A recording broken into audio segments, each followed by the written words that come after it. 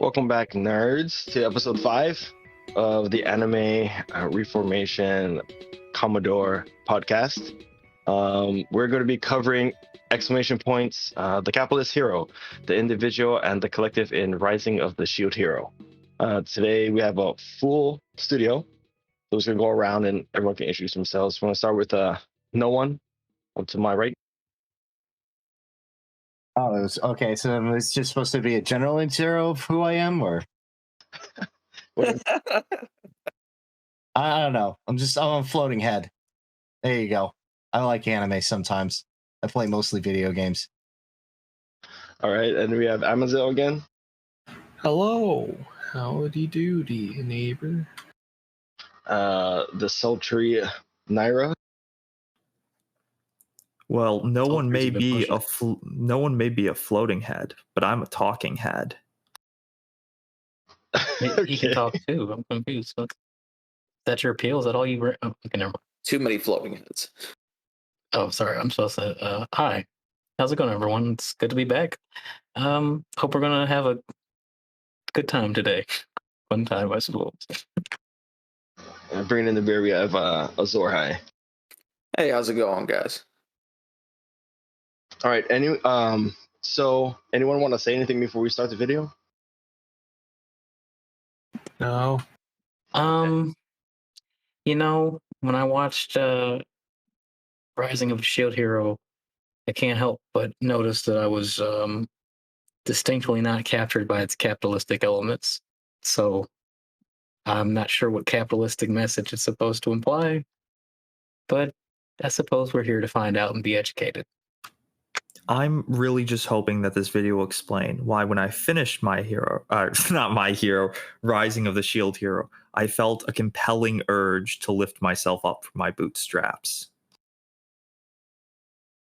I don't know. When I finished watching Rising of the Shield Hero, I had to change. I suddenly found a weird spot in my pants. I don't understand.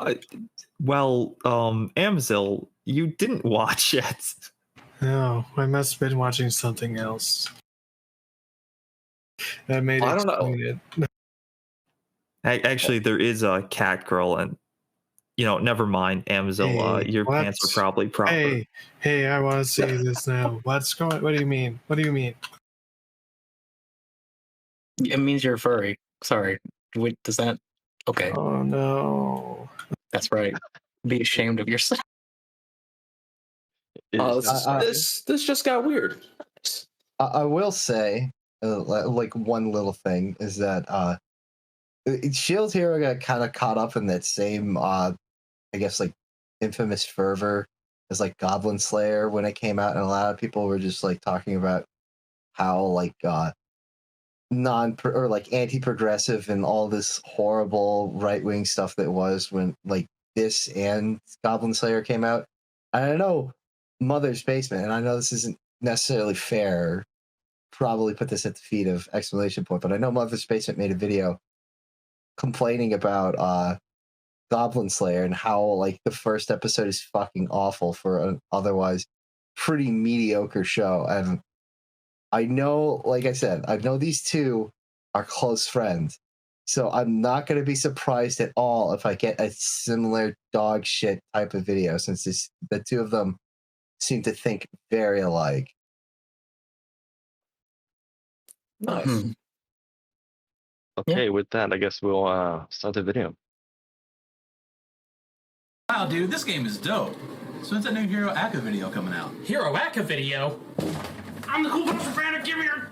Hey, is that one of them newfangled dating sims I've been hearing about? No, you don't. It's Cutspell, the new anime-inspired PvP-based online game that lets you participate. Other hasn't mentioned it. Tell me more. Well, if you don't want to help my channel by clicking the link in the description, America and others' new web launching in Europe by available now. Link in the description. There we go. Like any good online content-based entrepreneur, I exist solely to give the people of the internet what they want. And what do they want? Hero Aka videos, Bryant. Bark, bark. What's that, boy? Bark, bark! The Hero Aka thing is just a meme and the people don't really care what I make content about as long as it lives up to the usual standard that they expect from me? Bark, bark! And more importantly, they want the content to come out more than once every 3 months? Bark, bark! And even more importantly than that, they want to make sure that I take care of myself and that my mental health is in a good place and that I don't destroy myself making YouTube videos for the public? Bark, bark! So I should just follow my heart and make the videos that make me happy and release them on a consistent schedule as much as I'm able? Bark! Aw, that's so sweet. Anyway, the world of... Let me fucking cringe. God. Are you laughing yet? Are you laughing yet? You need the funny skit. You need the funny skit. No one. How do you not understand this? This is essential for your video. If you're not having your audience laugh, then there's no point. Like, the rest of your points can all be horrible, but if you don't make your audience laugh, it wasn't worth it. You gotta love the passive aggressive tone of this whole thing. He could have just been like, hey, I just don't want to stagnate my content and like have it be like this and fucking, give a proper reasoning. And so it's like, oh no, you think, oh, what's that? You mean everyone who fucking thinks that is just bugging me for this one fucking content are ignoring all these other things that everyone else cares about, and really they're being selfish because I want to take care of my mental health. And, I don't know. I didn't I mean, maybe I just caught a bad joke. I get what he's trying to do. I want to be very clear. If this is already upsetting you, I have not seen this video, but buckle your fuckles because that's the tone of almost all his videos. So I assume it's gonna be the same throughout the entirety of this. Oh yeah, get ready. There's a skit near the end of the video that will you'll be dying of something. Just might not be laughter. Oh boy. The amount of gaslighting that just happened is a little too much for me. Like, if we weren't gonna do a video on this, I probably would have turned it off at this point. This is a person who has like, then you miss all the real fun. Like, this is a person who has Patreon, has people who subscribe, give him money and stuff for the content he produces. And basically, from what I understand, he was slow on his uploads or whatever.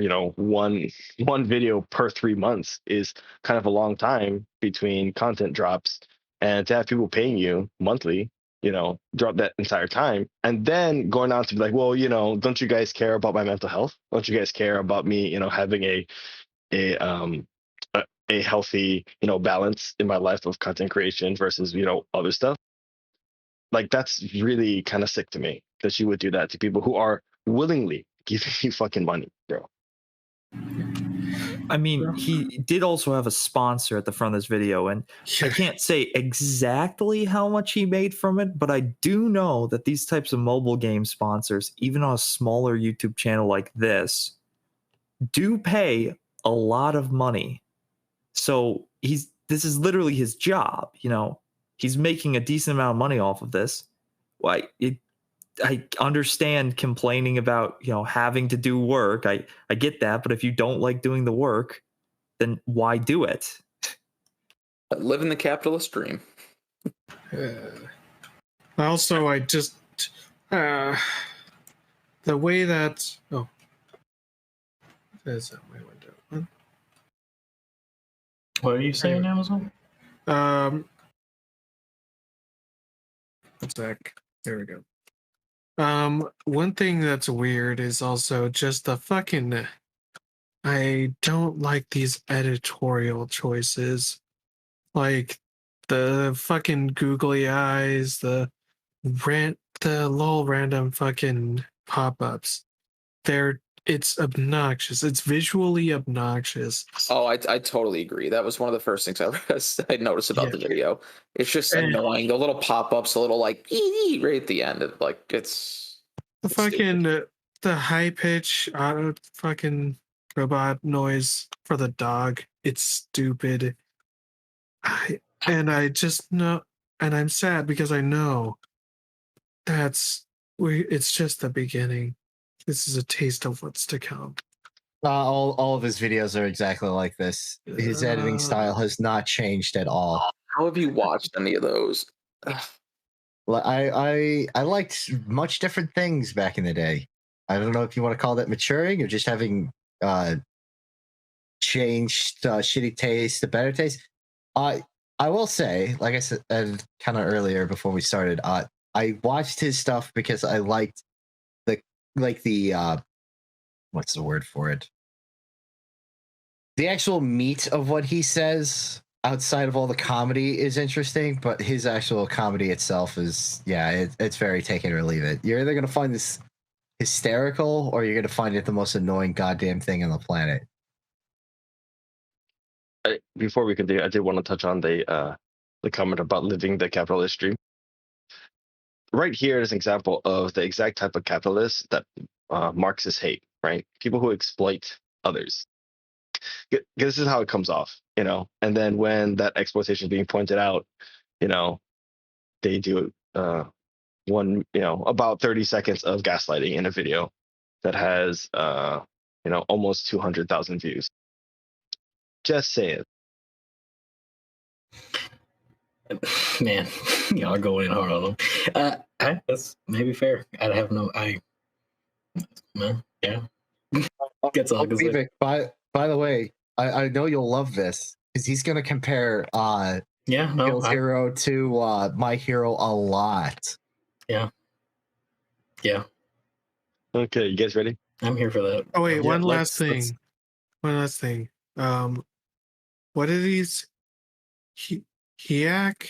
What did he call it? Mayak? Hiroaka. Yeah, who the fuck does that? Who the fuck says it like That's that? what I was talking about before. Hero actually explained it. I'll explain it here. So a lot of times, I guess any tubers, they will use the Japanese shortening of the name.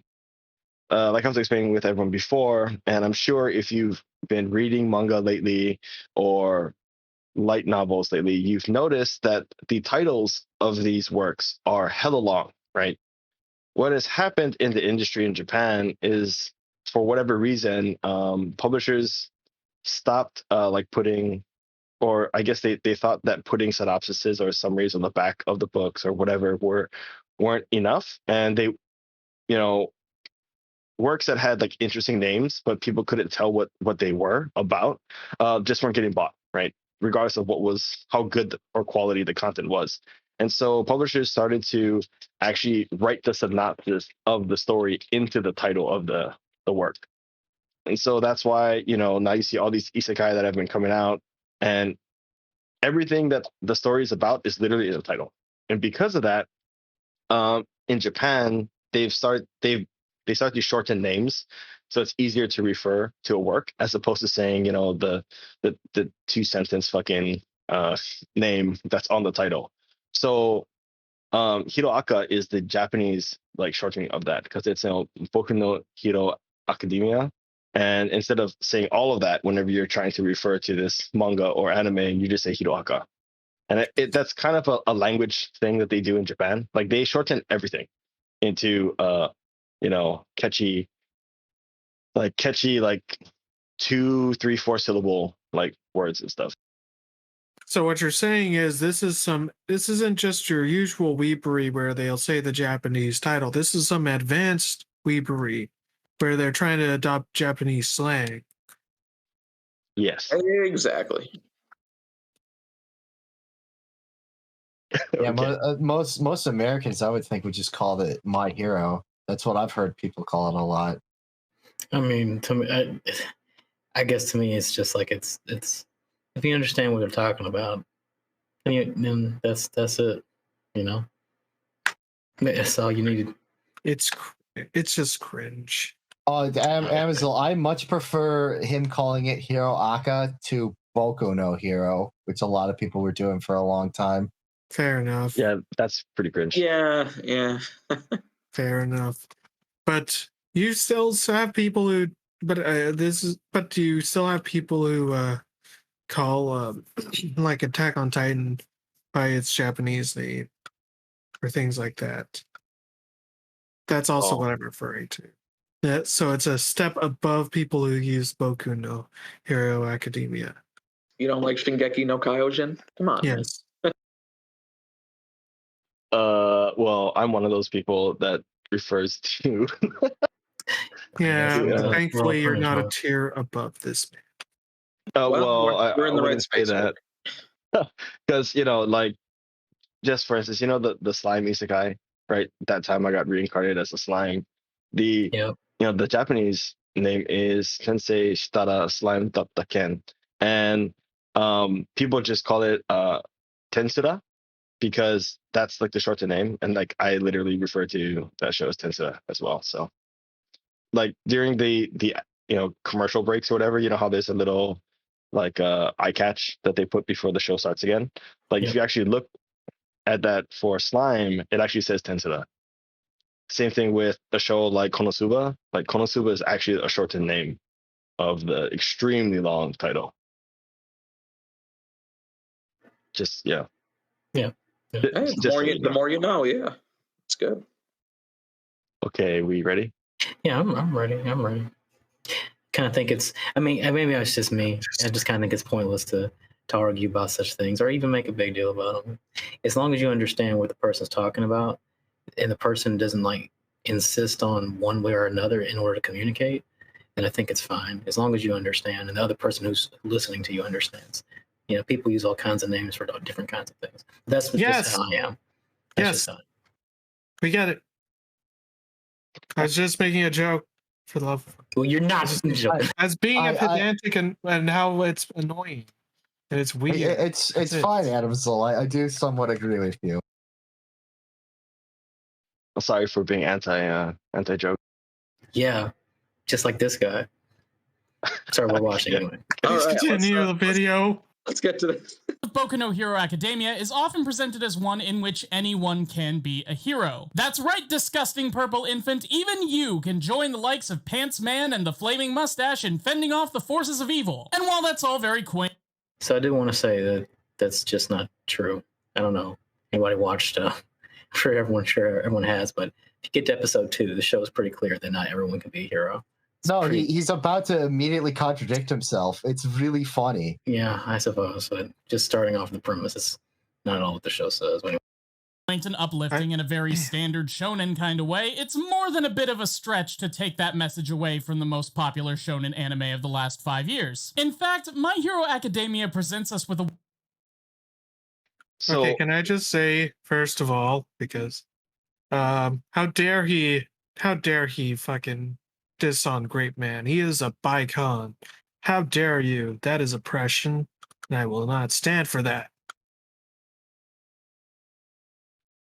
Okay. I'm sorry. Yeah, was that the only reason you paused it? I didn't pause it. Azora High did. No, you guys just kept going. Continued the video before I could get that joke in. Okay. Oh, no, I just paused it. I haven't been touching anything. I paused it because I wanted to bring up contention with his most like popular whatever anime in the last 5 years. Yeah, shonen of the last 5 years. I'm not sure that's the case, right? I mean, it's definitely up there. I would bet. It's the most popular one, but it's pretty damn popular. Hold on, I should say this is before Demon Slayer like blew up. When this video was made, so. I would say that at the time, this was what everyone was raving about. So I think it's a safe thing to say that at the time this video was made, My Hero Academia was probably the most popular. Really? How popular is Black Clover like right now? So he does talk a little bit, but Black Clover didn't stride, I feel, for like a little while. Yeah, I don't think it compared. I never saw the hype around Black Clover that I did about My Hero. Oh yeah, no, My Hero got a lot of attention for a while, especially like that past couple, like a little while ago, especially before Demon Slayer, because nobody else could talk about that. Yeah, this was May 31st, 2019. So this was right before COVID, it seems like. So My Hero was definitely maybe at its like cultural peak, maybe. Yeah, probably. I would agree to that. Well, I don't know. I would say that One Punch Man and probably Attack on Titan were way more hyped, and maybe Attack on Titan. One Punch Man I don't know. Like, Attack on Titan really popular. Is Attack on Titan a shonen? Technically, yeah, it is. Yeah, it is. You sure about that? I don't know. I don't think it would be actually. I don't think it's a shonen. I'm pretty sure it's a shonen. What? It's in Shonen Jump, so like, I mean, if you just want to go on that. Point. Attack on Titan's in I thought Attack on Titan was published in a different magazine. I mean, I don't know though either, because I don't know if Attack on Titan was that popular. I mean, after the first season, I saw it drop off a fucking cliff for as far as cultural presence. I'm looking but the up first because season like hit peak. So yeah, but that was back in 2013. This was 2019. Oh yeah! Holy crap! It's been that long. yeah. No, it's been a really long time for Attack on Titan. Holy fuck! That makes me feel old. You were saying, Nara? So season 3, part 2 of Attack on Titan, which is what really blew up Attack on Titan again in the popularity, because I remember season 2 came out and there wasn't really much hype for it. And then season 3 came out, the first part, and there also really wasn't much hype for it because season 2 didn't have the same go to head. But then season 3 part 2 came out and it blew the fuck up. Like that's huge hype around it. Yeah, that's what drove into the popularity we saw of season 4. And that came out in started airing in April 29th of 2019. So still probably before this video was even being written, it probably wasn't hot piped up until after this video came out. So I still think that it's safe to say that My Hero Academia was the top of the pack. Yeah, this also would have been right at the beginning, even at like May 31st. It still would have been right at the beginning of the hype around Attack on Titan. So it would have been hard to say that. Yeah, it was eclipsing My Hero at that time. What was the other one you were saying, Arrow, besides Attack on Titan? One Punch Man.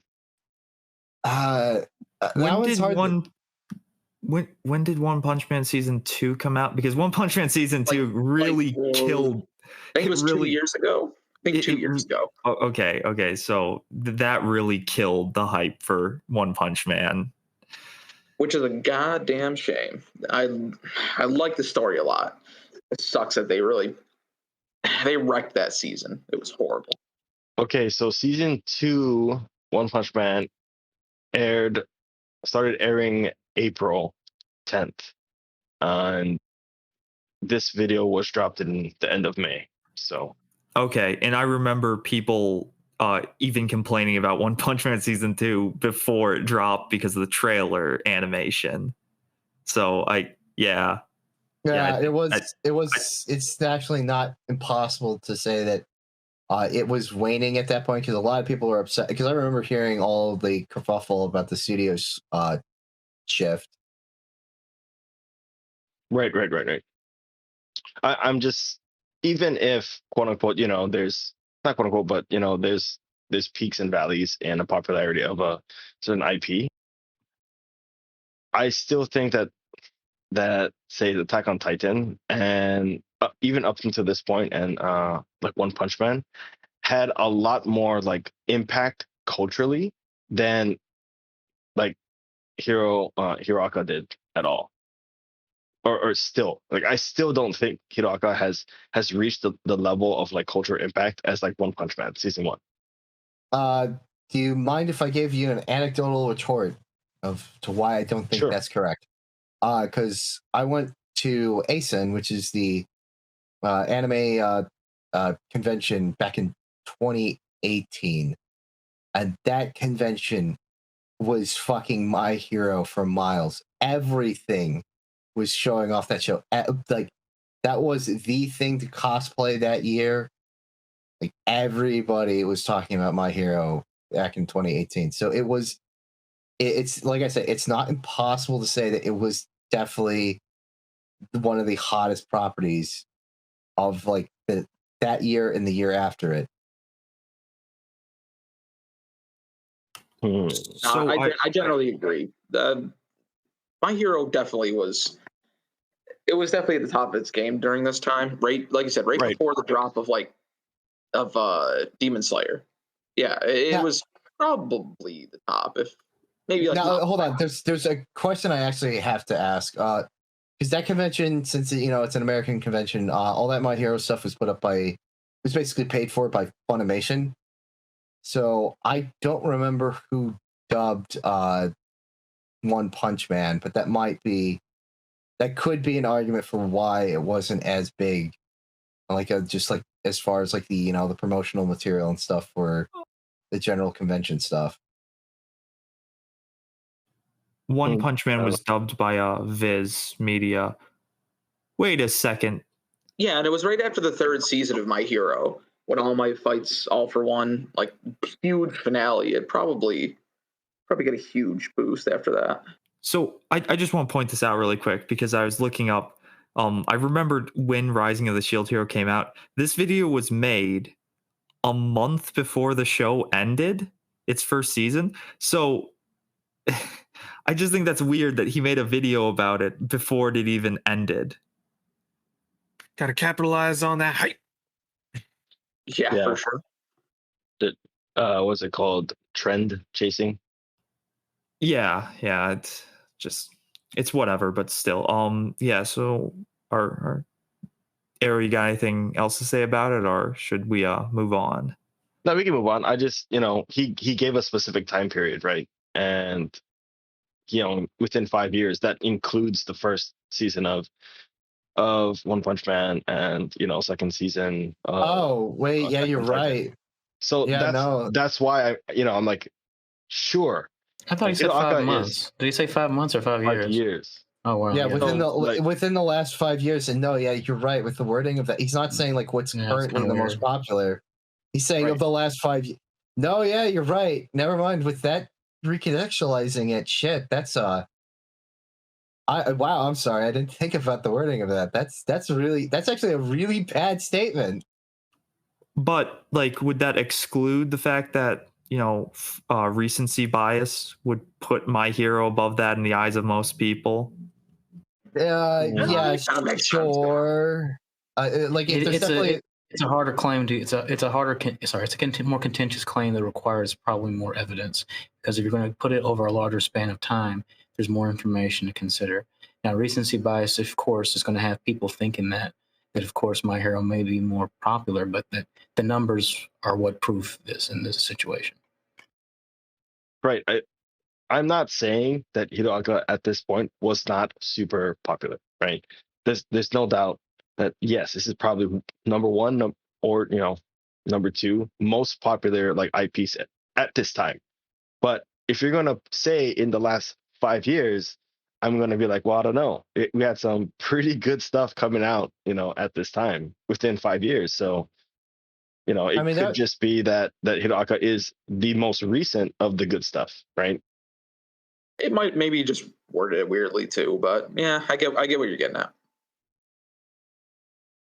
Yeah, and I mean too, if you're gonna put I don't know, the exact phrasing of that, it's I remember people saying shit One Punch Man saved anime.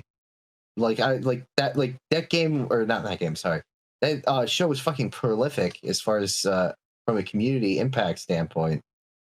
That show is huge. People were nonstop talking about it.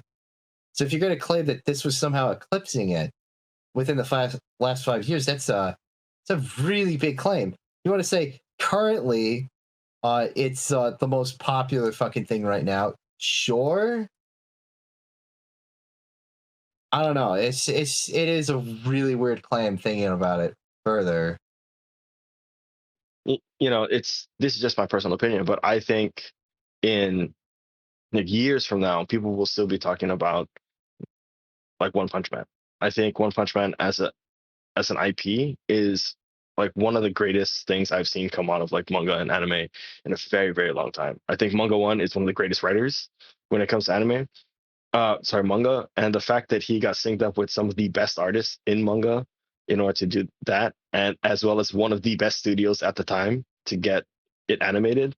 I think One Punch Man season 1 would be talked about for like decades. There's just so much. It is awesome. When did Mob Psycho finally get animated? That was also that maybe not as big, but that one was also really big too. And I remember people actually loving that they took like his kind of like shitty art style and found a way to make it look really elegant in an animated form. No, I'll look it up right now. I don't mean to be mean to Juan. I mean, he makes great stuff, but like, I don't think it's I think it's a contentious statement to say his artistic skills are kind of. Oh no, it's more about the story with him and the jokes and the parody. Like his art, his art style is horrible, but the actual mangas are gorgeous. They did a great job. So I do think we need to start moving on because we've gone so far and we haven't really covered any actual. We're not even 2 minutes. We're only 2 minutes in. We're not even to the point where I stopped before you guys started this up. By the way, season 1 of Mob Psycho was July 2016. It's like oh boy, yeah, that was also pretty big. All right, let's keep moving though. Well, he started making claims, but I'm being assured that he's going to contradict himself, so I'm waiting for that to happen. Well, okay, he will. Yeah, he will be contradicted on the anyone can be a hero thing, but also thinking about it too, he did specify shonen for the last 5 years thing, so maybe Mob Psycho's not a great example. Okie dokie. Yeah. A world that explicitly runs on an elitist meritocratic system. It's one of the first things that we hear Deku say when he reminisces on his fight against Bakugo when they were children. All men are not created equal. Some kids have more power than others, and those kids have more ability to pursue their dreams than the powerless Randys who were born to get left in the dirt. It's a natural hierarchy imposed by Supergod that determines. So, outside of the fact that you're right, he did just contradict himself. Why does that make it elitist? It's elitism? That's a good question. I'm sorry, like I'm trying to figure out like what about this is elitist when it's literally like the fabric of reality, kind of like making these decisions if you want to personalize it like that. But it's not something within the control of man. So it's just like that's elitism? It's a cosmic injustice. I guess maybe. I mean, maybe it's elitist that these people have a prominent place in society. I'm still kind of trying to figure out does anybody else understand what the point of? Okay, so outside the fact that he obviously has a political tinge here. I'm not trying. No. Yeah, I mean he does, but like it's actually not. It's not fair to try to say that like that is the reason why, because he does a good enough job of weaseling his way out of any claims that could be made that he's doing that. I will say watching his other My Hero stuff, this is not the first time he's made this claim. And I think the whole backing of it is that basically it's because My Hero's society, like someone is going to be the top hero and not all of the heroes are considered like on equal footing as like doing the same job. There's like some heroes that are just more revered than others. So just because there are hierarchies. So because there's a hierarchy of value in the society. Yeah, it's pretty much just entirely that there's a hierarchy structure and that All Might is the pinnacle of that structure. Wow, that's a very crappy definition of elitism, if that's true. Okay, well, I figured that's kind of what it was. It's just like, are you just saying that it's elitist because people value certain people within the structure more than other people?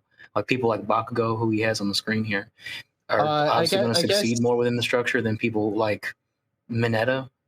Is that elitism? I guess it's elitism because being at being the number one hero will net you the greatest opportunities, likely the greatest money, and the greatest prestige in society. Which is, I guess, mainly that last one. Elitism, really. When you think about elitism, when you think about elitism, you typically think more along the lines of a group of exclusionary behaviors are acted out by people, which you might say they're at the top of a particular hierarchy or a particular field or area of interest or value. And so it's just like but they're not exclusionary. It seems like, at least from what I can understand, it seems like the society is pretty inclusive in how it's tried to streamline getting people of all kinds of quirks to try to push them towards hero work. Like, it seems like society's heavily streamlined that process. It doesn't seem like it's an elitist society. It's kind of weird. Well, it's more of a necessity too, in a sense, because they talk about it a little bit later in the video of how you have criminals who are insanely strong too. It just makes sense that people prop up the stronger, like in that kind of set. Yeah, but the thing is, he even mentioned him in the a few seconds ago, like the Pants Hero, like George Mann. He's actually one of the strongest heroes in the world somehow, and in Japan. Yeah, but that's the thing is like even he has his place. He is well regarded, and he is able to work his way through.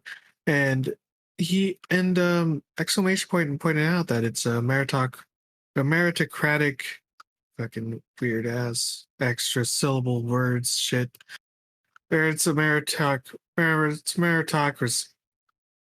And meritocratic society. Yes. And that's not bad. I don't. Yeah. So like I said, yeah, it is not necessarily possible to say the reason why he's saying this is because he's kind of a communist, but he does imply that it being a meritocratic society is what makes it an elitist society. That seems to be his only claim. Like I said, this is just me trying to remember watching his other My Hero videos. Meritocratic society. Say it's a meritocracy. Say it. You can do it. It's one word. I mean, it's really, but yeah. Well, I think we're kind of getting lost in the weeds, really, talking about if it is or isn't, because later on in the video, and I don't remember exactly how he says it or what he says, but he basically says, if we look at these stories with this particular lens, then this is how we can parse out what is being said. And then later on goes on to say, well, fiction is a way to demonstrate certain types of political leanings or political systems. And so even regardless of if he's a tanky or not, right? He basically admits to using a specific lens while analyzing these shows that allows him to kind of parse the societal structure as such. Well, of course, he's just reading into it, but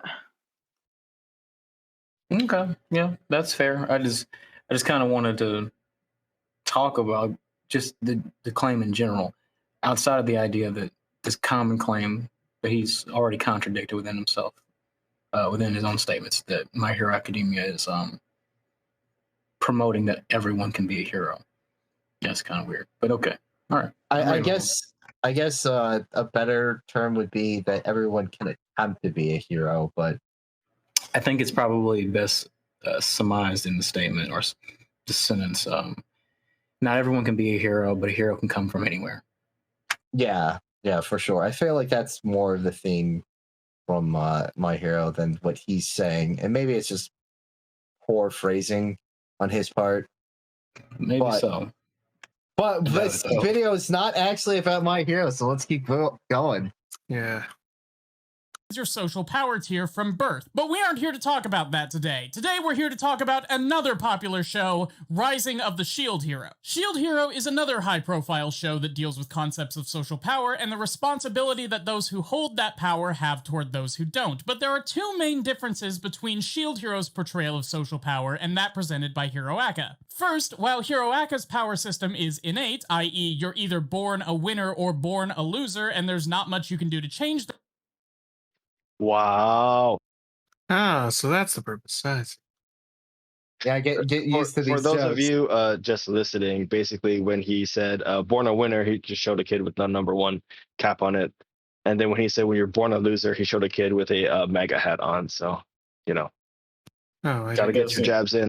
Yeah, I guess. Haha, funny, right? Imagery. Like I said, he is friends with Jeff, so I'm not going to be surprised if a lot of this is going to be just like disingenuous jabs at Shield Hero, why it's actually a terrible show. But also on the fact that it's just like, I don't know, you're born a winner or you're born a loser. Such a, I guess it's meant to be generalistic. Maybe it's meant to be funny. Maybe he's doing it for the sake of humor, but that just is such a complete and utter just disintegration of what's actually within the show. But yeah, I wouldn't look too much into it. This is definitely him just making a shitty joke. He's just taking pot shots here. Yeah. The most pedantic way to describe the core central theme of the show. Yeah. That Shield Heroes is effort-based. No matter what hardships Naofumi goes through, he holds on to the mentality that hard work and money will get him what he needs without having to rely on the charity of others. Now, hold on a second. How is this not also the same principle that you could apply to My Hero? That's what I was about to. Just what I was about to say. I was like, yeah, and I guess My Hero Academia isn't effort-based at all, anywhere in that pie at all. That's why I said it's just such a terrible generalization. Only to have it like, sorry, it's a terrible generalization, terrible comparison. Anyway, like you can be born with innate abilities, but you're still gonna have to work for the higher prestige. Like My Hero is very explicit about that. I guess it's just because in Shield Hero he's just given Randy McShield powers, which is explained to be the actual word. I don't know. Fuck it. Let's see where this is going. I want to see where he takes this. It's just a bad comparison all around when you actually consider the merits of both the shows. But anyway, yeah, let's go ahead.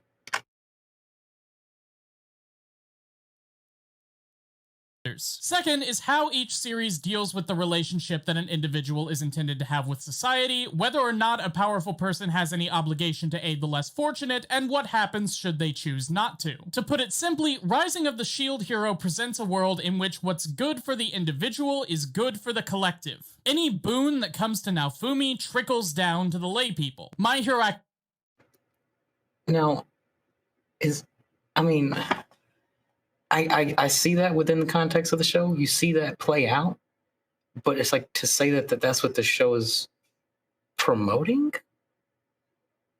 Okay, all right, sorry. I don't even know if that claim is actually entirely true. It's more of just by Naofumi doing good things, he makes the world subtly better in ways. It's this. He's going to make a distinction here with My Hero Academia, but I quite frankly don't see why My Hero Academia is any different. It's like when you're trying to push yourself towards excellence, is it no surprise that sometimes you affect the people around you and everyone benefits as a result? Like, no, Weavik, because you're born with God powers and you're just destined to be the greatest. Okay, all right. Sorry, maybe we're getting caught up on the. I'm sorry. I'm joking. You're fine. You're fine. No, but what he's doing here is he's priming the audience. Basically, he's just using loaded terminology to prime the audience to see it in the way he wants them to. It's just real lazy, though. It's legitimately terrible. It's like it's incredibly lazy because I see exactly what he's doing here. He's making a comparison to My Hero. Because it's the only thing he's known for. I guarantee you, the ideas note that he wrote on like a sticky paper or whatever, or sticky note for this episode idea was, how can I compare My Hero to Shield Hero? And that was the only concept that he went forward with. Which kind of puts into perspective, especially with the way that he introduced this whole bit with the whole skit of, you guys keep asking me for My Hero Academia fucking videos, but I don't want to fucking do that. I want to do other things. And then let me talk about My Hero for half the video. I want to point out, this is a rod that he put into his own back, because I watched his one where he talked about the Something Witty's abridged Sword Art Online series, and he makes references and compares it to My Hero in that. he did one on Made in the Abyss, which I really don't remember for sure if he did, but I will bet money that he also made a comparison to My Hero. All of these people being like, you should make more My Hero videos are saying this because almost every single video he makes a comparison to My Hero. And it basically ends up being a video about My Hero. Yeah, stick with your guns, I guess, right? I mean, if you do it to yourself, you can't complain about it. But I can understand trying to getting put into a niche or getting put into a box and then trying to break out of it. But you actually have to put forth some effort about it. And I guess you really don't want to. But probably what you shouldn't do is you probably shouldn't gaslight your audience about it either. You should probably just have an honest discussion or honest statement to them saying you're going to try to do other things. And I think most people will understand if they care about your content. So I just want to say that I think after watching Rising of the Shield Hero that trickle-down economics is, the most effective economic system in the world, and that this anime taught me that. And I really want to understand why he's using the term trickle down as if people aren't going to jump to that comparison of trickle down economics. And like, it's just such a weird thing. It's a weird thing equating, good deeds to an economic system. Well, that's almost it's using loaded language. So yeah, this is almost definitely an intentional writing thing here for the sake of a shitty joke, but I don't know if he thought that comparison through all that well. Given the images he uses during this video, I think that he thought that through. He knows what he's doing there. Oh yeah, I think later on. No. I believe that he he knows what he's doing, but I don't think he thought past the point can I somehow make this about trickle down economics?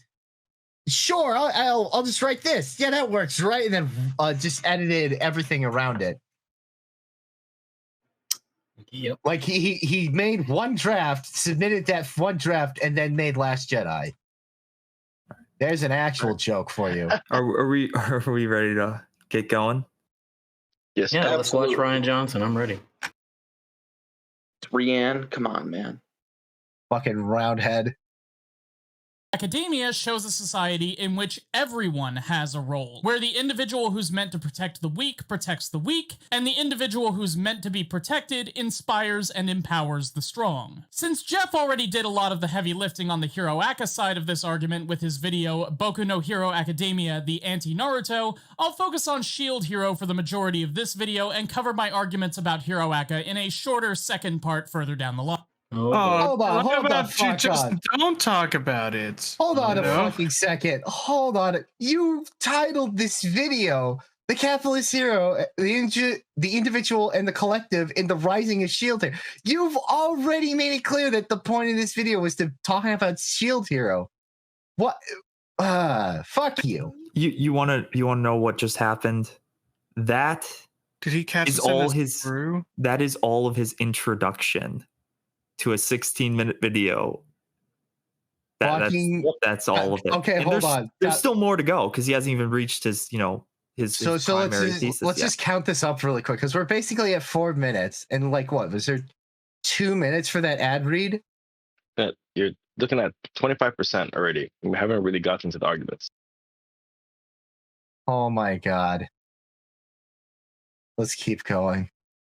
Now, Fumi is an Ayn Rand protagonist gone isekai. He was a regular old nerd just like you and me until one day Atlas Ayn Rand? Wait, he's about to off the world and landed in a new one where trickle-down economics works. Right away. What?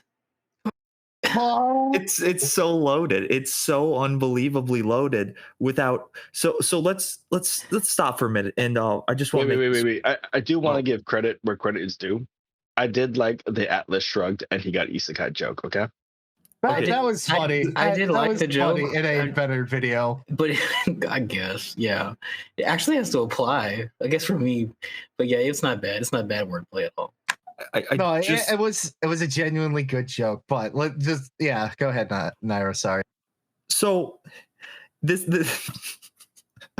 The joke assumes that everyone here everyone watching the video is familiar with Ayn Rand and what that means, and it assumes that everyone has the exact same interpretation of it. I think that that's a weird thing to do without explaining what your interpretation of it is, because what if I view Ayn Rand as like communist propaganda? I'm going to be confused by your entire point. So when you make comparisons like that, it's even for the sake of a joke, you should probably, have some explanation after the joke or something, or before, explaining like why the joke works the way it does. Because if I don't assume the same things that you do, if I don't have the same interpretation, that joke's not going to make any sense to me. I know this is a sin, but can we go back like just 10 seconds so I can rewatch everything he just said without like us pausing 3 times to check? Because I just want to get like full context here so I can remember with perfect clarity exactly what he said. The anti-Naruto, I'll focus on Shield Hero for the majority of this video and cover my arguments about Hiroaka in a shorter second part further down the line. Now, Fumi is an Ayn Rand protagonist gone isekai. He was a regular old nerd just like you and me until one day Atlas shrugged, he fell off the world and landed in a new one where trickle-down economics works. Right away. First of all, it's Ayn Rand. Ayn Rand. It's okay. It's like... Okay, sorry. Is he Randian because of what he becomes, or is he Randian because of where he starts? Well, based on the metaphor, it's where he starts. He's Randian because I don't think Exclamation Point has ever read Atlas Shrugged and is just going off of things he's heard. Like I said, this entire thing needs some explanation, because I really don't know if Ronald Reagan and his trickle-down economics would have really thought that like that was a Ayn Rand type of philosophy for something. Like Ayn Rand was very, very anti-government. You would know this if you read her book. I do believe he addresses that a little bit. Let's see. Let's give him a fair shot. Let's play a little bit more. Let's see what he says. Way we see a social conflict being set up. Through no fault or decision of his own, Naofumi is saddled with the worst of the 4 cardinal weapons, the eponymous shield.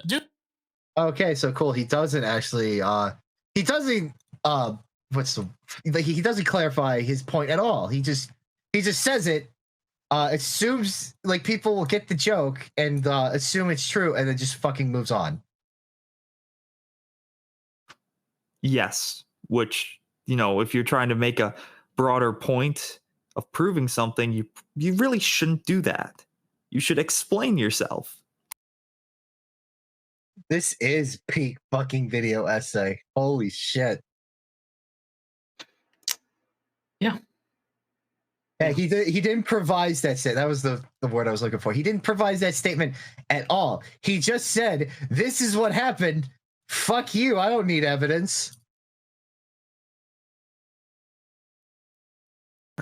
Let's move on. No, I mean, it's right, man. You're right. What else is there to say? Due to long-standing cultural prejudice, Naofumi is already at a disadvantage when it comes to climbing the social ladder. The shield hero is said to be ignorant of Melremark's history and customs, so the people see him as stupid and unsophisticated. These ingrained ideas about the shield hero's worth leave him with no companions when the other heroes are gathering their parties. Fast forward to Mind's betrayal, and we see all of Melremark turn against Naofumi because of a crime that he didn't commit. Merchants refuse to do business with him, ruffians try to rob him, and the king nearly has him executed. He's an outcast, left with no social safety net and no means of clearing his name. This is where we start establishing Naofumi as a capitalist hero. What I'm going to... What? Well, there's that loaded language again.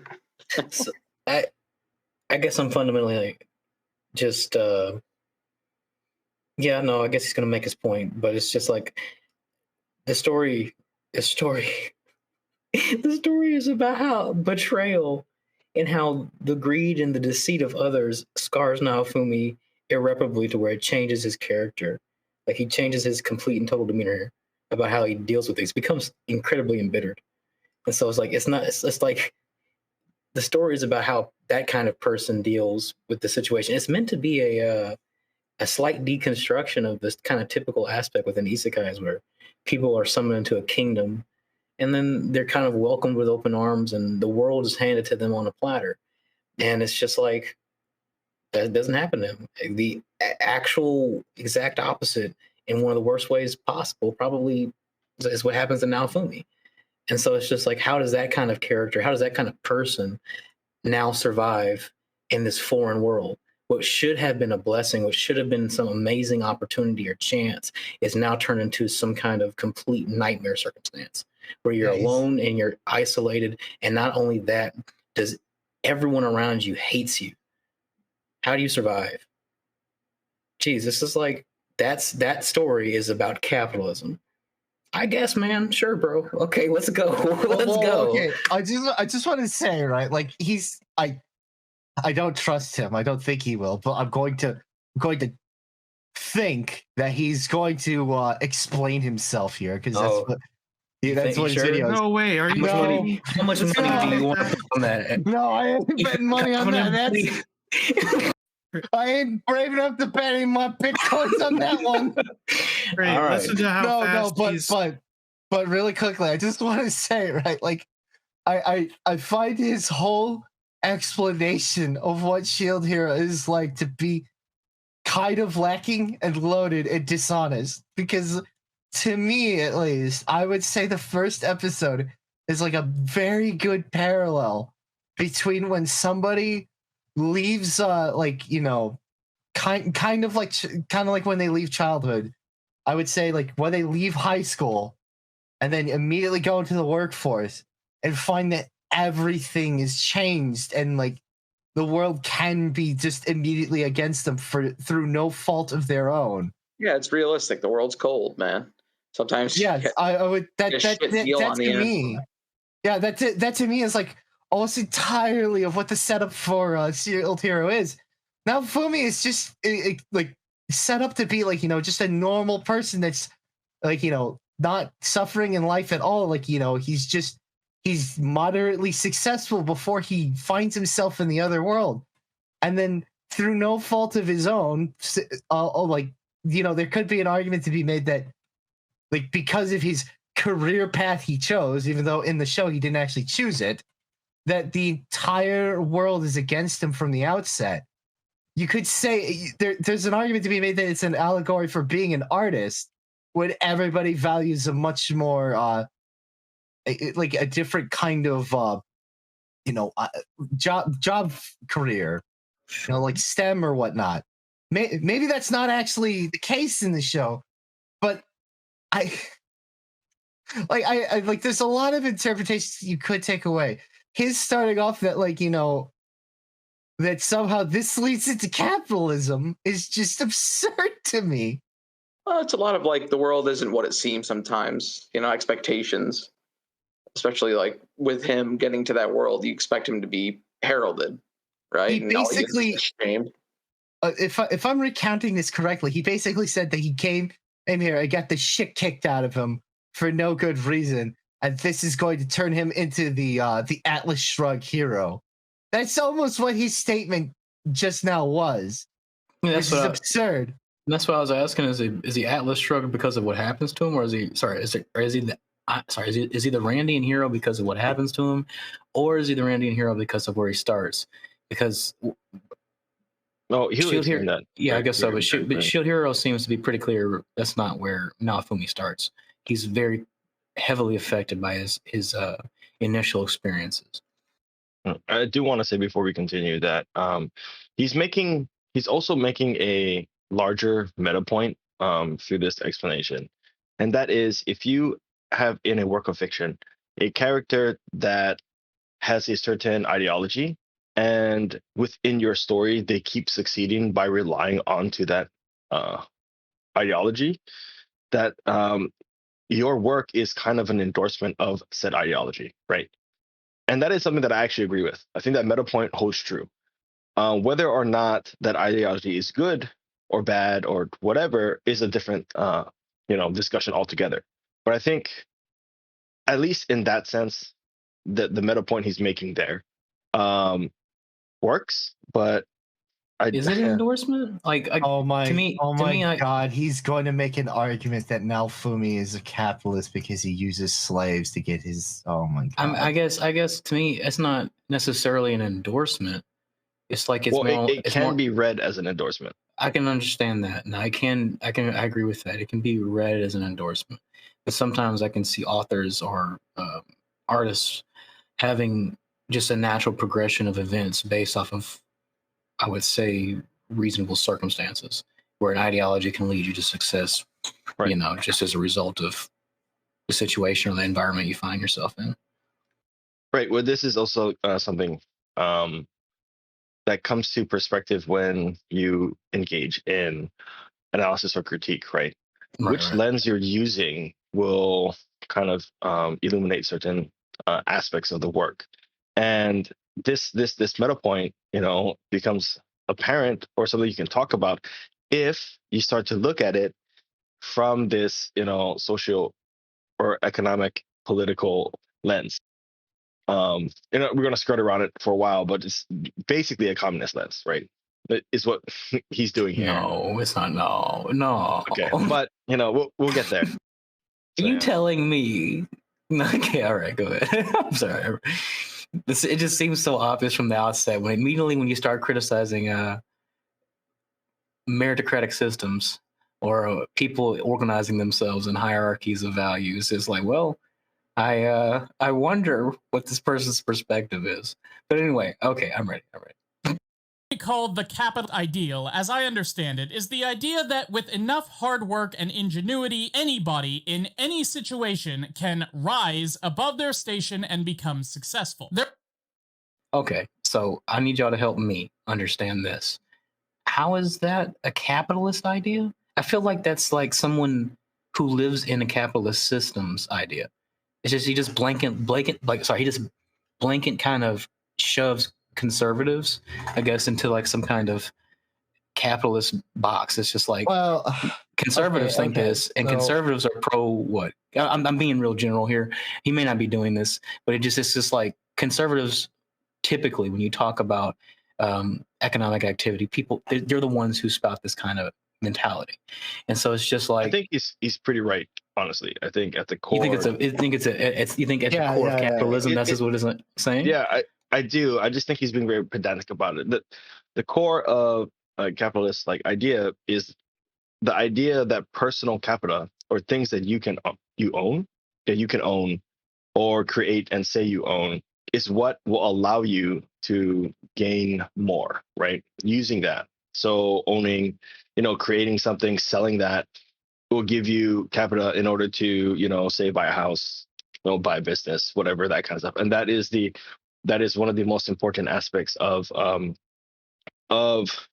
developing a society or giving people the means in order to rise out of poverty and all that kind of stuff. But capitalist idea also has a lot of other things that aren't strictly economic tied into it, right? Because you could literally just have that idea in almost any kind of culture. But what you need in order to have, let's say, the type of, I guess, not consequences, but the how well capitalistic countries or systems create wealth. You also have to have certain things like personal liberty, and all these other things that tie into that, right? Because it allows the people to use that capital in a way that is, one, about their personal freedom, and two, they can invest it in a way that's most beneficial to themselves, right?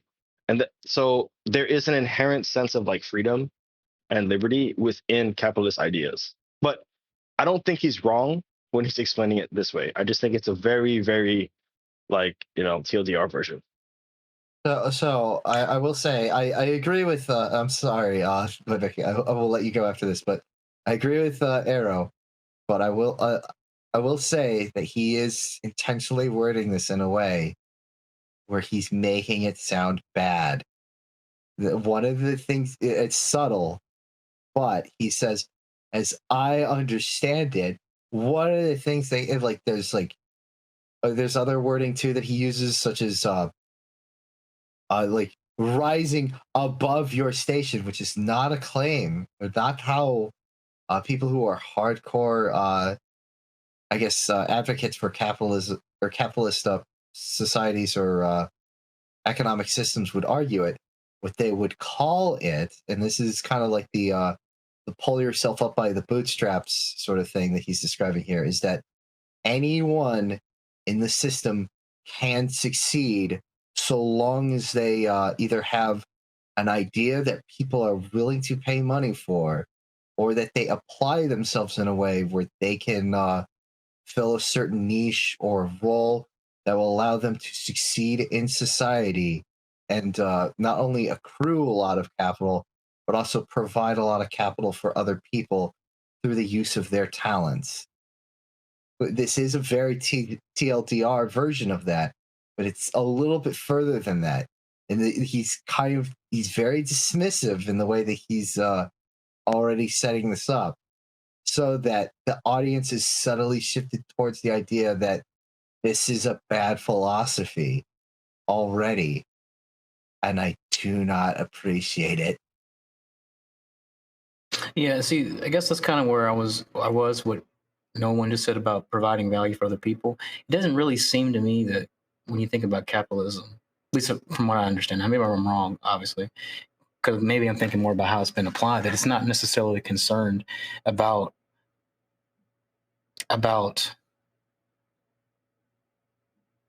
people lifting the poor up. Yeah, lifting people up. It seems more concerned just about gaining capital. What is the necessary actions facilitated that need to be facilitated mechanistically in a way that are going to allow individuals to, like no one just said, fill a niche, provide a value, provide a service, provide a good there's ultimately going to, that people see as beneficial. Now, I suppose retroactively, you can say that if people see it as beneficial, then there's probably some element of lifting up that's being done as a result of that. That people are only going to pay for things that they think are going to benefit them. And so as a result of that, that's only going to create a built system upon which people naturally are going to seek out interactions that are going to benefit and profit them. And so that capitalism structures itself in that fashion to where it's a kind of an upward mobility scale. But it's just like, I don't know necessarily if the system is overtly concerned about that. I guess that's the mentality of philosophy. Maybe I don't know enough about the starting philosophies of capitalism. Maybe I need to do more research on that. But it just seems to me the way that it acts itself out. It's just a system concerned with gaining capital, and that's not necessarily tied towards lifting people up intrinsically. It's really not. A lot of but I could be wrong. No, yeah, a lot of capitalist value is really just concerned with producing success, because it's a belief that by you being successful, you will enrich people around you as a result of your success. A great example of this would be something like, Apple's iPhone back in 2006, before smartphones were really a widely distributed thing. Apple was like the first to really come out to the market, the new innovation of how cell phones could work and could be, and they completely cornered that market. And as a result of coming out with this new technology that not only made Steve Jobs richer than God himself, it also gave people of the world in general a new device that was incredibly useful. The smartphone was it's ubiquitous. Just about everyone has a smartphone. Yeah, maybe not everybody has a iPhone specifically, but there's no doubt that like iPhones are the biggest smartphones on the market. So as a result, it made Apple very wealthy as a result. So them just trying to attribute or obtain success through the use of their new innovation and their new product, as a result, enriched other people's lives because the product was very desirable. Yeah. And I guess what I was going to say to kind of piggyback off of that is that it's concerned with success, it seems to me to be more of an underlying mentality, like what you said, what you pointed to, Arrow, as far as a lot of our capitalist systems being based in liberal democracies, that there's a fundamental system of thought that capitalism is niched inside of, or is, packed inside of, that allows for the springing forth of what he's talking about, and that's not inherent to capitalism. But I could, I could be wrong. I'm not sure. Like I said, there's probably not enough that I know about the starting philosophies that built what we could call capitalism, or the system of capitalism. And perhaps if that is the case, that the idea itself well springs out of liberal democracies and liberalism, or liberal thought, then perhaps that idea is inherent within the structure. And so I could be wrong, but anyway,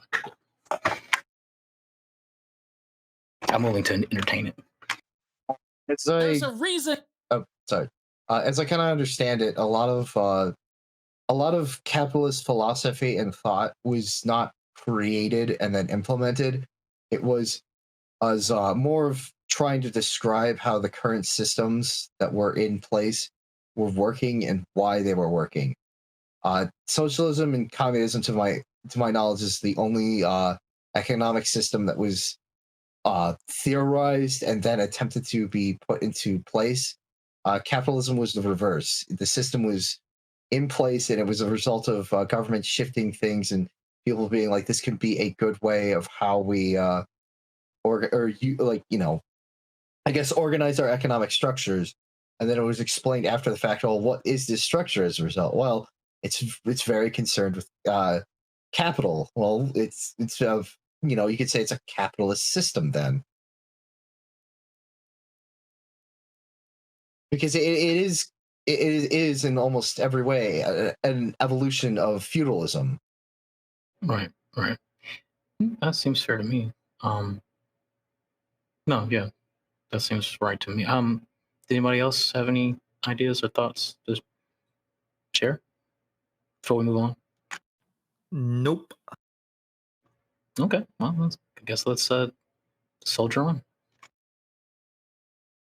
Endeavor isn't the protagonist of My Hero Academia. Watching anybody in any situation can rise above their station and become successful. There's a reason Endeavor isn't the protagonist of My Hero Academia. Watching someone step from second place to first is far less engaging and cathartic than watching someone rocket up to first place from not even on the leaderboard. Likewise for Naofumi, but while Deku rises to the top through mastering his quirk and helping others, Naofumi does it by focusing on playing the connection that he has and making enough coin to bullshit.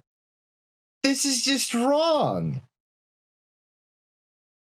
He does both. He masters his ability and creates connections.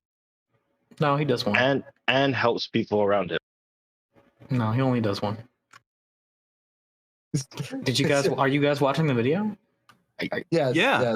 Okay. I never saw in the show at all Naofumi ever take the time to mess around with his abilities and discover things that the other heroes didn't even realize. That never happened.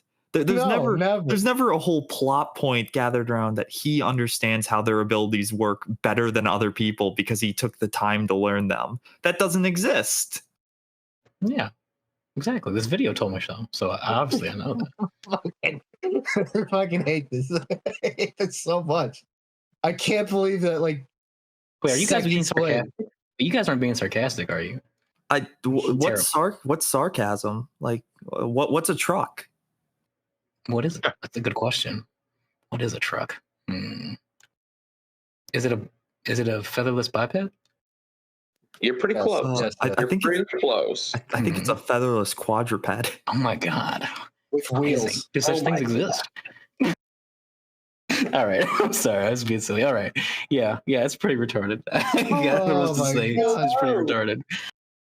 Oh wait, am I not allowed to say that word? Hold on, was that? I'm sorry, Susan. Don't take us off the air. We're fucking demonetized, man. Oh gosh, no! Wait, we were never monetized. No, but oh my god, I hate this. It is seconds later, he's already made a claim that's just categorically false. It's amazing. Naofumi's only successful because he makes connections. Bullshit. he makes connections as a result of getting better at his abilities and applying them in good ways and actually giving a shit about the people that he's impacting. Because it's the only thing he has. He doesn't have just legions of fans following him around everywhere. He has to be he has to excel at all of these things because otherwise he's just fucked. Oh my god. Well, you want to understand why or how he can get away with talking about just contradicting himself seconds apart? It's simple. You know how we're speaking? You know how he's speaking? It's a very simple trick I've heard or I've seen used before. You throw shit, you just speak really fast and throw so much shit at the audience. They won't really catch it. They won't be able to hold on to anything and realize that you're throwing shit at their face. He's scalloping. It's very simple. He very much is doing exactly that. He's jumping from point to point to point, and he's hoping that you're not. He's either hoping you're not thinking heavily on it, or he's just assuming. Or he's not thinking heavily on it, and he's. Yeah, I was gonna say he either honestly believes these points and is not thinking hard about them at all. Yeah. Or he's just hoping people aren't going to notice that he's like obviously contradicting himself, or just making blatant falsities because he's doing nothing to show evidence for this, which. To his credit, and I do agree with the Amazon. I hate his editing style, but I know why he's not backing any of his stuff up.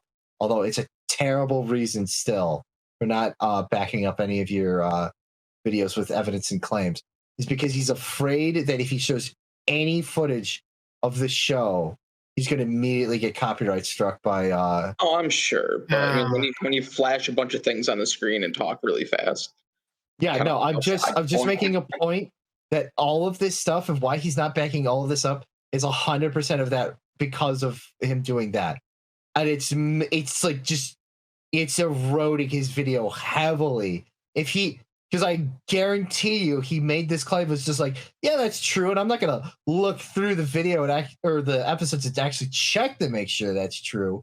I just know I'm correct because I'm Ryan Johnson. Luke Skywalker wants to die. So Stanton, could you make the video like take over our entire screen really quick? Because I want to point something out. Thank you. Okay. Look at how much stuff is on this screen right now. That's what I'm saying. He just throws a bunch of shit on the screen. Yeah, this is way too much. Especially when most of it has no relevance to the point he's making at this point. Like that Deku thing no longer needs to be there. You can see stuff in the background that doesn't. Yeah, they don't need to be there anymore. I'm sorry, I must have missed something. Why is the Treasury Department symbol there? Yeah, we stopped right because of money. No, we stopped right before he was going to get into it. We might have to rewind just a few seconds. So this is just like a advice for making videos or presentations in general. Putting so much stuff on the screen where it's hard to focus on the new stuff you put on the screen because you still see the old stuff. That is really bad. It's distracting. Just don't do it. Don't do it. What you can do is have little transition blurbs. For instance, throwing your avatar on the front so as you show that you're talking and it clears up everything else so that you're the focus. And then you can switch over to another topic where you can throw more shit onto it. We actually touched on this in the beginning. I knew it. I knew this was going to happen. I knew that the stupid pop-ups were going to be a problem. It's just, we warned you. I just want to think, I feel bad for his graphics card and CPU because, obviously in the rendering editor, even if it's not shown on screen, don't you want to bet that the dumb images that are beneath there are still there? And so, his processor has got to work its ass off to be like, is this even visible at all when I render this? No? Fine. Okay, great. Fuck this person. I'm going to delete this now. and just like render it without it even being there. But I had to now take much longer to figure out that was the case. Oh, it's screaming.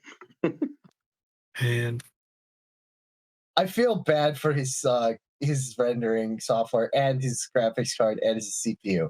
I do not feel bad for him at all because he's just doing this because if you think about it, if he actually cut away all the stuff that he doesn't have on screen, you would immediately notice that all his videos are just images on black backgrounds, which is very boring. You would think that, actually, that's a quick question. You'd think that with the money that he makes from sponsorship, from this sponsorship with these mobile games or whatever, he'd be able to buy an editor. He'd be able to hire an editor.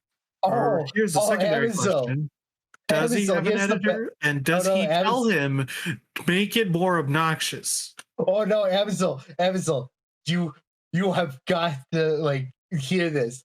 He does not have an editor. Okay. Because when he's not making videos, that's his job. Oh. Oh, yikes.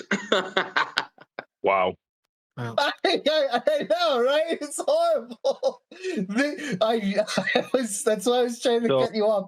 He doesn't have an editor because this is he is specifically quote unquote good at on YouTube. This is what he's claiming for his skill is his editing ability. Buddy, no. It is at this moment that we kindly thank and we give our eternal praise to the almighty Stanton High. Yes. Thank you, Stanton. Oh, yes. Praise Stanton as it. Praise be. Why don't you individuals out there in the comment section give Stanton some love? We stand Stanton here at the Arc Podcast. I have wanted him to have an editor just so I could picture him being like, no, make it more obnoxious. Keep that down there. I want to make more loud pitch squealing noises. Trust me. Yes. Don't you take it down just because I used it in this one joke. Let's keep it. Okay, we ready to move forward? I suppose so. I guess, yeah.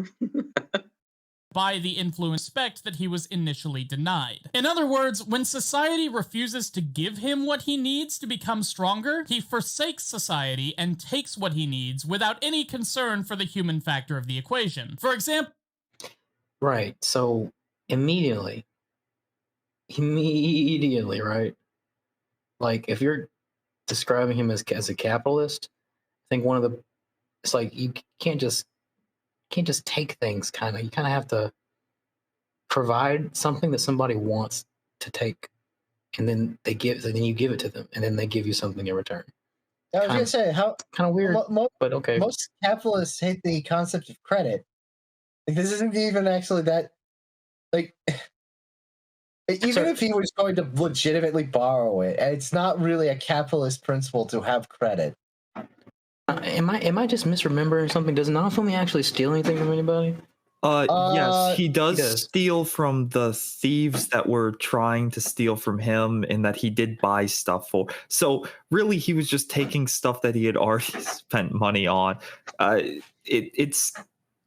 would not consider it stealing. Loosely you could say it was stealing, but they were trying to rob him anyway. So, it's not stealing. He doesn't steal from anybody. Everything he does is done fully within the law. Aside from maybe that one time he intimidated a shopkeeper, but that's still gave him stuff for money. So things worked out. But that's what capitalists do. They're assholes who just take from people, and they're selfish. They just they never give back. No, never. Yeah, no, they're the assholes who take from the wealthiest in society and then they'll just evenly give it out to all the poor people. That's the horrible cat way. You guys are going to love this. For those who haven't seen the whole video, you just remember this point specifically. Okay. Keep this deep in your mind. So hold on a quick second, right? Because this is another annoying thing that he does, right? So he's talking. this entire time. But like the stuff that's on screen is a joke, right? But in order to fully make his point, you have to read this bullshit. I'm not even joking. He does this in his other videos too. It's extremely annoying. I get that he thinks that they are just throwaway jokes, but they are also like jokes in service of his point specifically. It's just a joke. You like to read what it says on screen for the audience? I'll do it. Go for it. Go for it. Oh, man. Actually, this is a weird fucking. Boys, this is not how you word your word bubbles, I think. Why? No, yeah. Because K-Buy does not make sense. Oh, are you raiding my bird? Are you raiding my bird seed storage? I'll pay you back when I'm rich. K-Buy. No, Amazon. It is actually K-Buy first. Because he's... Okay, I know. This is annoying, right? Because what it is he's saying K-Buy to the conclave tribunal that he rejected. And then bird person shows up that's like, are you raiding my birdseed storage? I'll pay you back when I'm rich. I know, this is horrible, right? This is also impossible to read because the fact he doesn't delete the old shit on screen. I also want to be clear that joke, that never happens. There's never a moment where Naofumi is like, hey, I'm just going to take this now and I'll pay you back later. Everything he does, all the stuff he buys and gets, he trades for, or barters, or just straight up pays for. There's no, I'm going to work on a credit system. I was going to say, I can't think of a single fucking time he's taken a loan from anyone in the series even. It's going to get better, because keep that in mind too, that he made this joke about Naofumi doing this to other people. Keep this in mind. Yeah, let's go. Yeah, yeah, let's go ahead. Well, watch this interaction between Naofumi and the slave merchant in episode. Okay, I'm not letting that fucking go. Just have something on screen. Don't just put a fucking green box. Fuck you. That hurts my eyes. Eat my ass. Oh, I don't know. We don't here at the Arc Podcast to not condone eating other people's donkeys. How dare you? Why not? That's against the law. You have to pay for people's donkeys before you eat them. See, we here at the Arc Podcast are actual capitalists. $5.99, bitch, to eat my ass. Okay, all right. You should value yourself a bit more, bro. There was not a decibel in there. Oh, okay. Never mind. Okay, I suppose. Okay. Let's go. Let's go. These aren't much suited for combat or manual labor. Doesn't matter. If I need them in battle, I'll train them. That's an amusing response when you don't believe in people. Yeah, but slaves aren't people. Training one's the same thing as upgrading my shield. Well, you got me there, that's for sure. Naofumi recognizes that he needs physical strength in order to beat the waves and go home, but as a shielder, he's built for defense and support, not combat, so he needs party members, but that requires him to rely on other people, which he's not gonna do anymore. Because people in this world have done nothing but betray him, he refuses to work with them, and instead chooses to focus on buying equipment, i.e. Raftalia the slave raccoon. But when Naofumi says that slaves aren't people, he's not intending to demean Raftalia in any way. It's more of an exaltation. People have done nothing but betray and demean him. People have put him in this position where he has to threaten merchants and buy slaves just to accomplish what he was brought here to do. As someone who isn't a person, Raftalia is able to provide Naofumi with all the benefits of human companionship without any of what Naofumi would consider to be the pitfalls of humanity. She's incapable of betrayal, deceit, lies. Why? Exactly because she's a slave, forced by magic to be perfectly subservient. This is S.H.I.E.L.D. Hero's idea of the responsibility of the powerless to the powerful. Don't even know where to begin, but so much of this is a series of half-truths. that he immediately contradicts in that whole scree there. Ooh, can I start? Because I've got a big one. Yes, go, please. Okay. My brain hurts. So there's a huge thing in Shield Hero. It's huge. It's almost like it's one of the driving forces of Naofumi's character is that he says stuff that he doesn't actually mean because he's created the persona of an anti-hero.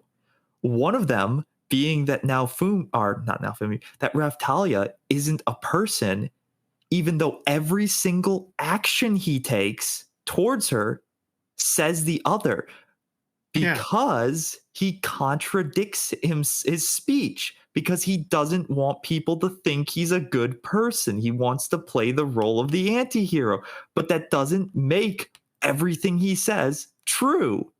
It happens all the time. Yeah, I was gonna say, like, I've never watched this anime. Although I will say that is a nice. I don't know if those ears are a bit round for a cat girl, but I'll take it. He's a Raccoon. Okay, raccoon girl. Good enough. I'll take that too.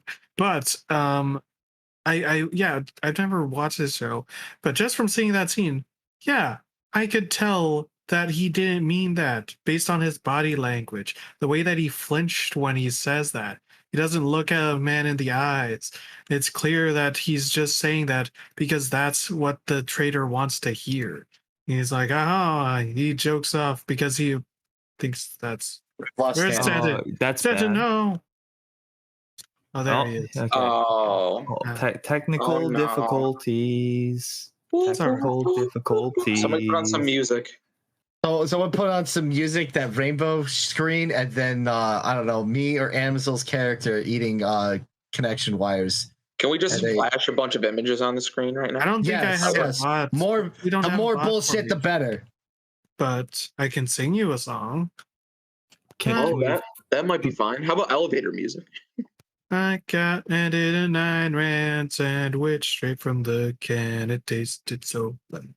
I asked your camera's not back on. I don't know. Of English conditions of the working class. Would you like me to continue? Yeah, that was good. Hold on. Can you do you take requests? Perhaps, but only if I know the song. Only if he's making a buck. Can you sing Rasputin? I could, but it'd be cringe. Please do. Do it, yeah. Let me finish this song first, and then maybe. Right away they dragged me to the committee to explain my un-American activity. But obviously they made a mistake. If they'd only let me play my mixtape. I'm not partial to the marshal or the plutocrats with their beaver hats, and the fascists have their outfits, but I don't care for the outfits. What I care about is music, and the communists have the music. Yes, the communists have the music. That was gorgeous. They might be giants. Hey.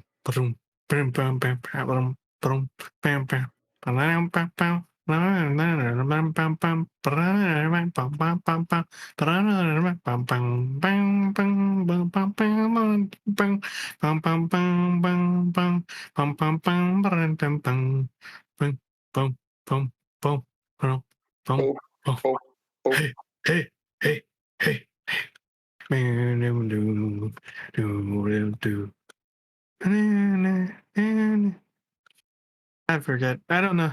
I don't remember the rest of the instrumental. Rasputin. No, we have to do the fucking intro first. Come on. Remember the verses. They are just as important as the chorus. Oh, yeah. In Russia long ago, there lived There lived a certain man in Russia long ago. He was big and strong, in his eyes a flaming glow. Most people looked at him with terror and fear, but to Moscow chicks, he was such a lovely dear. He could preach the Bible like a preacher, full of ecstasy and fire. But he also was the kind of healer, teacher women would desire. Boom, boom. Rah, rah, Rasputin, lover of the Russian queen. There was a cat that really was gone. Rah, rah, Rasputin, Russia's greatest love machine. It was a shame how we carried on. Stanton, have you gotten everything fixed up?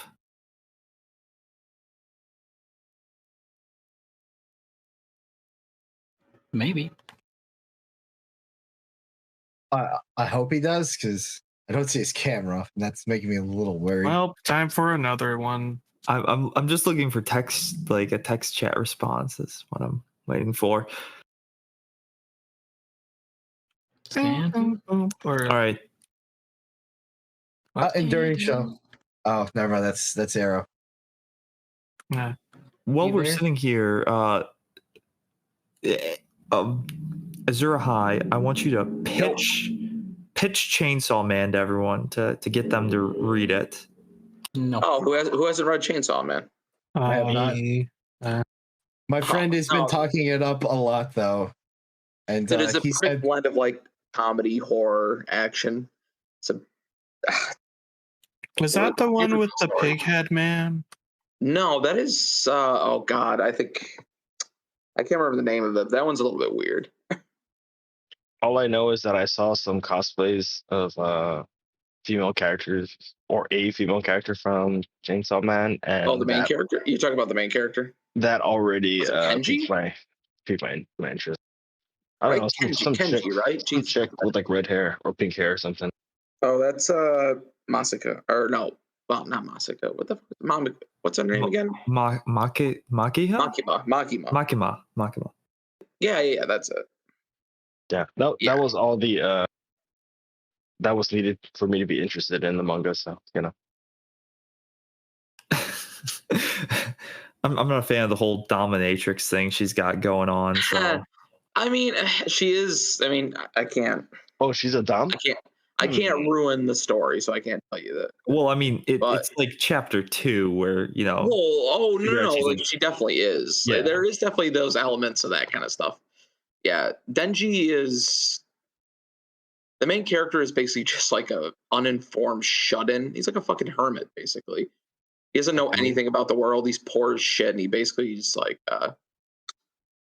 indebted to the mob because of his dad. And he's got a little orange chainsaw demon that he effectively fuses with because he gets killed. It's a good ass story though. Okay, I'll check it out after I read all of Bleach. It's very gory. Yeah. Hold on. We need to go back to the statement. You'll read it after you finish Bleach. Oh yeah. Oh, you haven't read Bleach? I stopped fucking years ago. I think they were on the Encore arc, and I just got fed up with it. I was like, I'm done reading this shit. You don't need to go back. Let me tell you. But I did want to actually complete it eventually. So I started from the beginning, and I'm reading through it right now. Look, this is just I guess it doesn't matter because you've already made a commitment within your own heart. But I will say to you, or plead with you, stop after the Aizen arc. That's all I'm going to do. That's all I would say. What are you talking about? You gotta do the full bring arc. That's the only way you preserve. Do not touch that. That's the only way you preserve Bleach's continuity, or I would say quality. Oh God, dude, no fucking 1,000-Year War. Anyone? I know it is such a horrible fucking. That makes me mad. I mean, you got some stuff quite ahead of you. He got so fucking lazy and hated writing it. I'm excited. Zero High, did you just say Kubo got lazy? Not lazy. He hated the fight. Not lazy. He got fucked over, right? Yes, that's how I would say it. Yeah, that's what it was. It wasn't that he got lazy. The story writing was never really great from the beginning, but he just kind of said, really, at the end, fuck it. I think Tite is not a writer. He's definitely a an artist. Yeah. he was put in a position where he had to produce more, and he didn't. I don't know. The story had run its course. What else? Well, they wanted to keep going with like Naruto and One Piece and stuff like that. They wanted to keep it rolling to just keep the money rolling in, basically. I will say the greatest endorsement of his art is that Gene Simmons' son thought that it was worth tracing over for his own comic. Oh, Jesus. Wow. Has anyone read Boruto? No. I haven't read it, but I've seen parts of the episodes. So, like... Parts, yeah. I mean, I think I watched the first 2 episodes that I stopped. I'll keep up on it from time to time. Hey, parts of characters. We're back. No, like the art. Look at the art style that Boruto's in. It's a different guy that worked for Kishimoto, and the art just looks weird. Like when it first came out, I was like, "What the fuck is this?" Because it looks nothing like Naruto, really. Okay, I think we're ready to get back to. Yeah. Okay. Amazil, you were in the middle of a point, so if you'd like, Steph is ready. Yeah, we can restart that point from like rewind the video for a second. You can rethink of what you were gonna say. Oh my god, we're only half. Well, I mean, actually, I finished my point. I made my point. It is on Craig. All Stanton needs to do is just keep a frame of me speaking, I guess. That will work. Because I don't remember. Okay, I guess I think we should go back anyway because I don't remember. One thing. Okay, No, it's you were not on talking anymore. However, I would like to point out that the man fucking had a green, not only kept the green screen, but was throwing pop-ups, but was throwing the pop-ups on the green screen and then throwing pop-ups outside of the green screen, and that just infuriated me. Why not? It's quirky, Amazon. It's funny. Don't you think it's funny? Don't you love this? I think it is a visual noise. It is more shit flung at the audience's face so fast that they don't realize that there is shit being thrown at their face. Amazon. He's a quirky millennial, and he desperately needs you to know that. You forget he is a professional editor. I'm just starting to think that Amazon doesn't have a sense of humor. Obviously, these are god tier edits. I don't know what you're talking about. Are you an editor? Hold on, Amazil. You're acting like you edit things for a living. Jeez, excuse you. I will have you know that I do edit my. Amazil, please help me. It's a joke.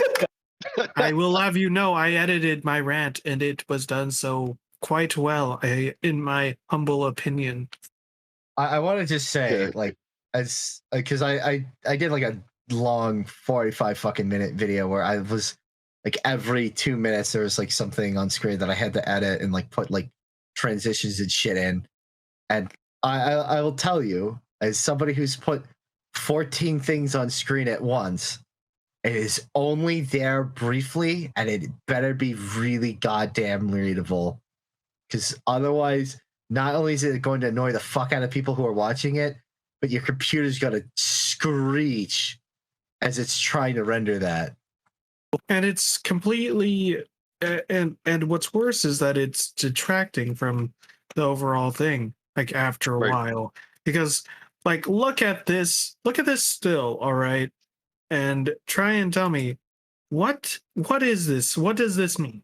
We've already been speaking for like a few minutes here, so we've already forgot. At least I have already forgotten what the fuck we were watching. I can bring us back. Okay. No, I mean, what on this screen? What is this? What is the message here? What is the joke? Look at the raccoon girl. I'm going to talk about the raccoon girl, Amazon, and how the series treats her like less than a person. And thus, there's the betrayal of House on Hill. You have some guy from Game of Thrones. You have an exclamation point, a Y, and the cake is a lie. Yeah. I don't know what that means. I don't know what the joke is, but that's the joke. Okay. He's about to make it equally bad joke. But just to bring us back to where we were before studio cut out, Nairo was making the case that a large portion of Naofumi's character is that he intentionally lies, or he uses not lies, but he uses specific language to play up a character that he wants the public to see, right? This anti-hero character. And Amazo, you had just said that, you haven't watched this show, but just from the clip you saw, you understood that already, right? Like his mannerisms, the way that he actually, was talking about fucking Raccoon Girl, that you could tell just by the way that the show was shot and animated that he's basically like he's lying to the slave trader, right? So that's where we were right before that cut out. Oh, yeah. I just want to point out that if you were an audience member and paying close attention to that clip like Amazo would, you would realize that this YouTuber is lying to you. Yeah, exactly. Or they just don't understand what's actually fucking going on here. Right.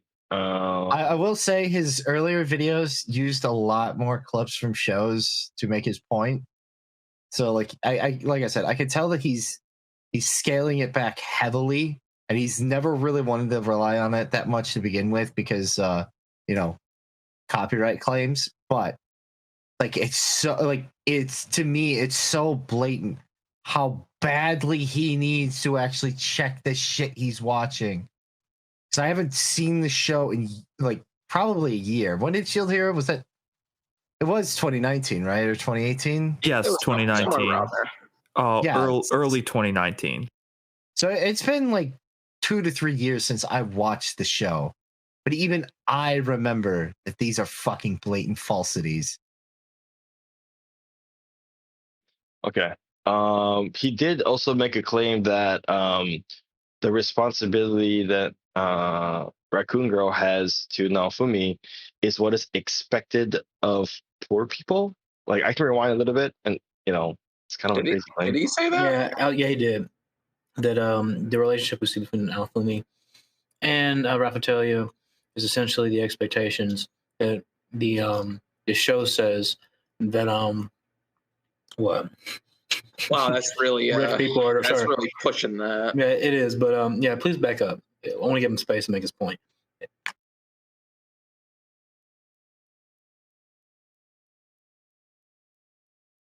We need it farther back than that, or lies. Why? Exactly because she's a slave, forced by magic to be perfectly subservient. This is S.H.I.E.L.D. Hero's idea of the responsibility of the powerless to the powerful. They're intended to be tools, assisting those with power and influence in achieving their goals. Master says jump, you jump, and if you refuse, get zapped by the magical slave collar on your tits. Oh, that's some good editing there, buddy. Oh, right. It's perfect. That's definitely proven in the text of the show. So I just also immediately take umbrage with the phrase "she's perfectly subservient because of the slave mark." That is not true. That is not true whatsoever. Oh, she's only obedient enough to the point where if she disobeys, she will receive. It's not even implied that it's a shock necessarily, but rather that the slave mark will imbue some sort of pain on the person that has the mark. But most importantly, the slave can potentially defy you. In fact, another one of Naofumi's slaves, quote unquote, what was her name? Was it Mila? Yes, I believe that's the name. It's Mia or Mila. I gotta look it up. Yeah, but it's not super important. There's a scene where she is hiding because somebody's told her not to reveal where they're going, and he's forced to use the slave mark to get her to come out. Because Mila was intentionally disobeying orders. You're talking about the bird, right? Yeah, the bird character. It's Philo. But anyway, go ahead. Philo. I'm sorry. I'm thinking of fucking Freedom Planet. I apologize, people. Don't look that up. Or unless you want like good games, or well, now we're looking it up. No, go ahead. Go ahead. No, but like, yeah, it's just it annoys me that he's like, oh, the slave collar makes you perfectly. They're not a robot. They still have autonomy and free will. It's just that if they don't, they are going to get zapped, which he immediately shows is the case. Again, it's just I hate his wording because his next statement that he says contradicts his own wording. Not only that, but now Fumi having a slave does not make him one of the powerful members in society, and owning slaves in this society is ostracized. This is a point that comes up later in the anime. Well, or the book, the manga. Wait, no, did this ever have a manga, or was it always a light novel? It's a light novel, manga, and then anime. Okay. 1, 2, 3. Yeah. Well, if I remember correctly, the slave collar or the crest or whatever only activates if you were to disobey, right? The orders of the master. And I'm fairly certain that now Fumi tells at least the raccoon girl, like, do what you think is best, right? But and by way of that, basically gives her autonomy. Yeah, not only that, but like I said, it's implied that the slave collar does not activate unless the person specifically tells it to as well. So theoretically, if now Fumi was made unconscious and like killed or something, that would presumably undo the slave. No, I think there's a like a little byline there. Sorry, in the contract, you're not allowed to. It's like it's like the seal can read your intentions. You're not allowed to do something that would intentionally harm. Oh, okay. I don't remember. Okay, so like if I'm wrong about that, it's just like I said, it's been 3 fucking years. Okay, no, that's fine. I'm not. Yeah, I'm just like in case somebody wants to chew me out in comments. I apologize. It's been a while, but again, I do take umbrage that, like, again, with just the phrasing of perfectly obedient, because that's not true whatsoever. It's not how it worked. They have, even if like he had given them really strict orders, they could have theoretically defied, and if they did, it probably would have just put them in such amounts of pain that they want to die. Well, it's just like what Arrow said. It's just like even if somehow that's proven through some other character, he's using Naofumi, and Naofumi is pretty liberal with the amount of freedom that he gives his companions. Doesn't even really see them as slaves. He's just like that because he's paranoid. He's got the slave crest on him because he's paranoid, which I think he eventually ends up undoing, if I recall correctly, or he wanted to undo.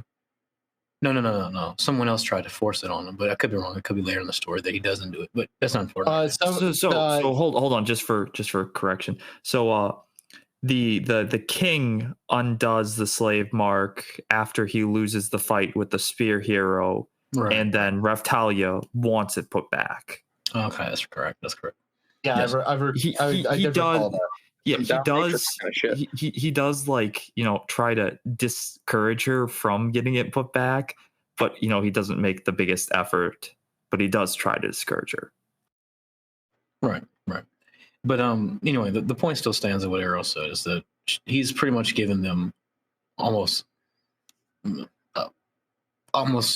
free will, I would say. Just free roam of the place for the most part. And so it's just like, is that what he's talking about? That's not at all the kind of thing that he's describing. Is that when you say jump, it's not exactly like that. So it's again, it's just off. Not only that, there was another point that he made, and I think we went into this in quite a bit of detail, kind of, but I didn't get my chance to say my 2 cents about it, which was that he talks about how Naofumi doesn't see her as people, and he says, "Oh, look at this clip, though, see proof of that." But there's an argument to be made, and he kind of made that argument, but again, it's just contradictory. But now Fumi's saying that because he's been forced into this position of taking slaves. Everything in this world has betrayed him or tried to fuck him in some way. And so his only recourse is to take slaves. And as Naira pointed out, he lies about what he's actually saying. The literal things he's saying are not the truth, but he has, he's putting up this persona. It's just, God, it's just so irritating because he takes something that he says is being a literal statement, which is not true, and then he backs it up with because it would make sense that he would come to this point. It's like, well, it's only a half truth. He says this phrase because he's been pushed to this point. He figures that the slave owner would or the slave trader would think it would put him in good graces with him, but it's ultimately still a lie, a statement he's just saying to appease somebody. And to also give off this air of, I'm a fucking anti-hero asshole. Yeah. Yeah. I think you are right in the sense of everything trying to fuck. If I'm not mistaken, didn't Ralph Talia try to smash? Tisk, man, how dare you? Got him. Get into the real meaning of the situation, right? We never got to that point in the anime. Oh shit! Sorry. He does want to fuck him. It's implied that is hell true. Yeah. It's implied. It's implied. Anime was a mistake. Hold on. We're gonna we'll just no light novel spoilers for anyone. Right. We know what that implies. No. I've only seen the anime, so I'm just saying that based off of my complete watching of the first season of the anime, which is season 2 out. Sorry. Or I just wanted to make a really bad joke. Forgive me. You're fine. You're fine. So season 2 hasn't come out yet, and we don't know when it's gonna come out. But the show was greenlit for 4 seasons already because season 1 was so popular. Holy shit! I didn't realize it was that good. God damn! I thought. Quick question: by light novel, do you mean manga or like it's an actual written book? It's an actual novel. Yeah, it's an actual novel. I'm less interested now. I kind of thought that. There's a manga as well, Amazon. If you want to read the manga, I read the manga. I don't read the light novel, but my brother reads the light novel, and he tells me about how much more brutal the light novel is than the anime. It's really funny. So like a light novel, for those who don't know, a light novel is somewhere in between like a young adult novel and like a serialized like chapter in a book. So I'm pretty sure people know what books are. No, but I mean, no. It's a bit of credit. It's a style thing. It's light novels how they come out. Yeah. Yeah, so they're light novels because normally it's like every year, every 2 years, or normally it's around there. The author has to release basically the next installment of this franchise, and they're normally shorter. They're pretty fast reads, and so it's kind of like fanfics. It's basically a manga, but in written form, and usually there's more time between, the installments. Yeah. Okay. Ready to go? Yes. Yep. All right, let's get the horrible Rick and Morty joke. Let's see where this is going. Wait, really? It's really on her Jesus fucking Christ, I hate anime. What's on her tit? Oh, come on. There is nothing. It's on her chest. The slave market. It's on her chest. No, it's on her boobies. Yeah, you put it on their hearts. Where else would you put a fucking soul binding sigil? Where would you rather they put it above their crotch? It's not even actually on. Above it's like the if butt you crack, look, right? If you look at where it's specifically placed, it's right below the neck and above. I think Hero's onto something here. What was that? Put it right above the puckered booty. Oh, sorry, I was being silly. I'm sorry. No, you're fine. You're fine. But no, I've like it's literally like it's like if you had like a necklace with like a really big, like, I don't know, amulet or brooch or whatever for it. I don't know what the difference between those are. I'm not gay, but just apologies to anybody who's gay. But like that's exactly where it would sit. I posted an image of it for Amzil and anyone else. Yeah, it sits right, like it's right below the collarbone, which is basically right below your neck. It's on her tits, not because like it's perfect on her tits. It's on her tits because that's just where the mark is placed. Yeah, presumably like I said, that's where enslave iPads. I mean, we don't really have to read like any around the heart. That's where you put that shit. Any deeper into it that this is fucking anime and this is a trope. You know, we got to go a little etchy because you know the boys like it. And, This is kind of etchy. I agree, but like it's also not like unsubstantiated that this is a reasonable place to put this. Yeah, it's not like it's not too out of the ordinary. Like you would see that in other things. You'd see that in like ritualistic stuff or fantasy settings too. You'd see that. He's just white knighting, I think. That's pretty much what's going on here. Yeah, 100%. Which is why it's like, oh Jesus, I hate anime. Her boobs. Come on, man. Oh guys, look at me and my fucking 12th level intellect and my amazing fedora and katana. I think that all women should be respected. I can't believe they put it on her boobs. Fuck you. That's actually the perfect response. Yeah, are you saying women shouldn't be respected? That's when you start getting into trouble. I think tips, Fedora. I think women should be respected if they're like, so you ever gonna buy me the ring? And I'll be like, maybe after you make me 300 sandwiches. And her response is, challenge accepted.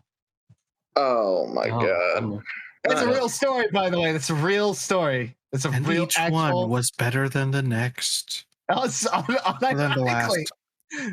I saw that in like a blog post of like someone reading about it, but like there was like it was a news article about a blog post about somebody who was like, yeah, I'm just gonna actually make my boyfriend 300 sandwiches so that he buys me the ring. And they're happily married now. That's just how it was. Anyways, that's a sidetrack. Let's go. It's fine. It's fine, no one. You can tell us about your ideal woman later. Well, my ideal woman's a robot who can't defy my orders. Oh no, let's back to let's go. That's another thing. Let's move back to the video. So let's discuss. Let's discuss the capitalist. That offer was that's the quickest. Well, I think sex robots are very capitalistic. But... Hey, let's go. Let's get back to the video. Was no one the real capitalist hero this entire time? Who knows? We revoked that invitation. The one we deserved. Real quick. The one we deserved. The one we deserved. Oh my goodness. I'm gonna start muting people. What are you doing, Naira? Stop that. Don't you be the authoritarian. You have no power here, Naira. Yeah, you have no power here, Naira. With that in mind, it's easy to see Shield Hero as an inherently pessimistic series. There are powerful people and there are powerless people who are used for the personal gain of the powerful. But Shield Hero does at least try to make the issue more complicated than that. Despite being used as a literal tool for Naofumi's benefit, Raphtalia's life and social position are both dramatically improved by her association with him. When something happened? Yeah, Stanton disappeared again. Oh, he's back. We're good. Oh, we're good. All right, let's go. Naofumi purchases Raphtalia, she's sickly and on the verge of death, and the mustachioed peacock dumpling who sells her even questions how good she would be for combat. It's through fulfilling the duty that she has as an underling that Raphtalia is able to gain a degree of confidence and ability. She grows, literally, as a person because she accepts her role as her master's sword and devotes everything she has to fulfilling the duty that she has to her superior. Just really loaded, man. I guess everything is just loaded. Does it have? I mean, I guess it's all from a particular lens, but it's just, man, it doesn't feel like any of it's proven. Yeah, like nothing you said there was wrong. It's just like the weirdly not, framed. It's not wrong, but it's I not agree entirely with you, correct. Naira, that the framing of it is the issue, right? Because like the truth value of those aren't exactly wrong, but the fact that he's framing it in the sense of the reason why she was able to get better, get stronger and stuff is because she aligned herself with being a slave is the part that I have contention with, right? Or at least I do. Well, it's just like I said earlier with how he phrased what capitalism is. It's not that what he said was necessarily wrong. It was the way that he framed it was dishonest and trying to subtly shift the audience's belief towards a specific way. He's doing this throughout the entire video, and this is a perfect example of that as well. Yes. All right, let's keep going. This hits on the capitalist ideal that Shield Hero's world is trying to present. That which benefits Naofumi benefits Raphtalia because Raphtalia serves Naofumi. In serving Naofumi, Raphtalia is in turn serving herself. Likewise, in serving himself, Naofumi is serving Raphtalia, and inadvertently or not, he serves society at large. As I said before, Shield Hero argues that what's good for the individual is ultimately good for the collective. So there's the trickle down. Oh my god. I just want to point out how much he had to try to force that analogy in there to the point where the visual on screen was stupid. It was incredibly stupid. First, it's like, oh, well, it trickles down to the Naofumi. Then it trickles onto Raphtalia. Then it trickles more onto Naofumi, to the point where Naofumi has to get an umbrella to trickle all of it onto Raphtalia. So she doesn't have much of a choice in like obeying what he says, right?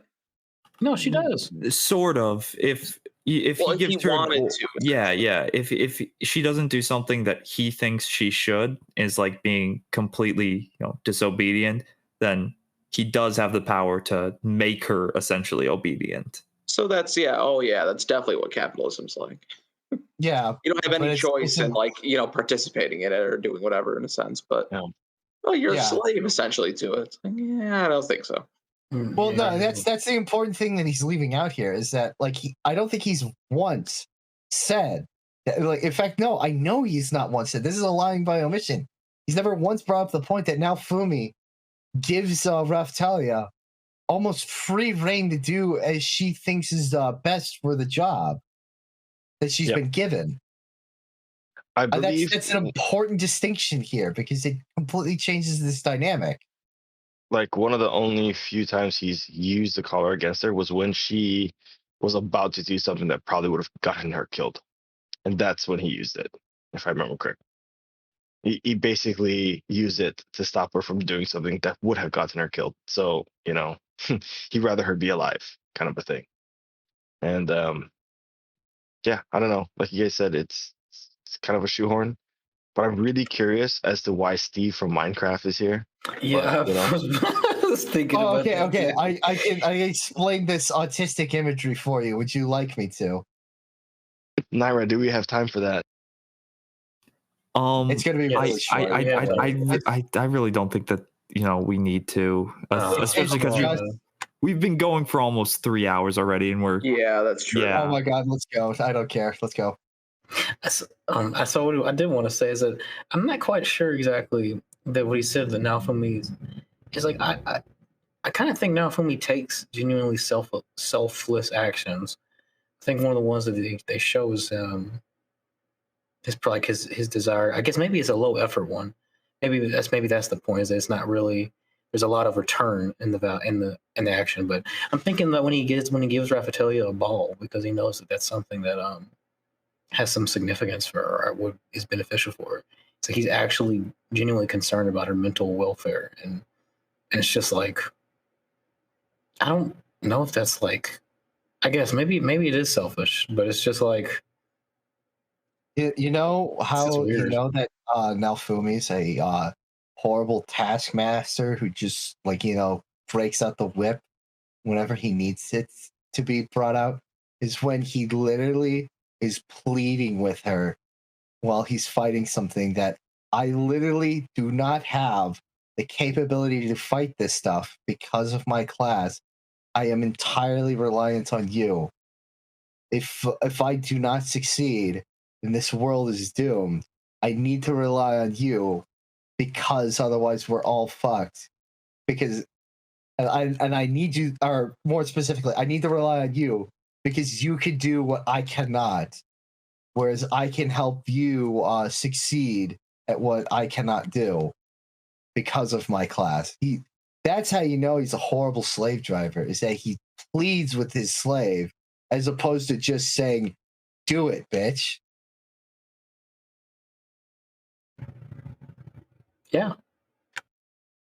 Also, the imagery is just that there's a sapling on screen, and that's representative of society. And he thought Minecraft Steve would be funny as a result. Okay. Okay. All right. Okay.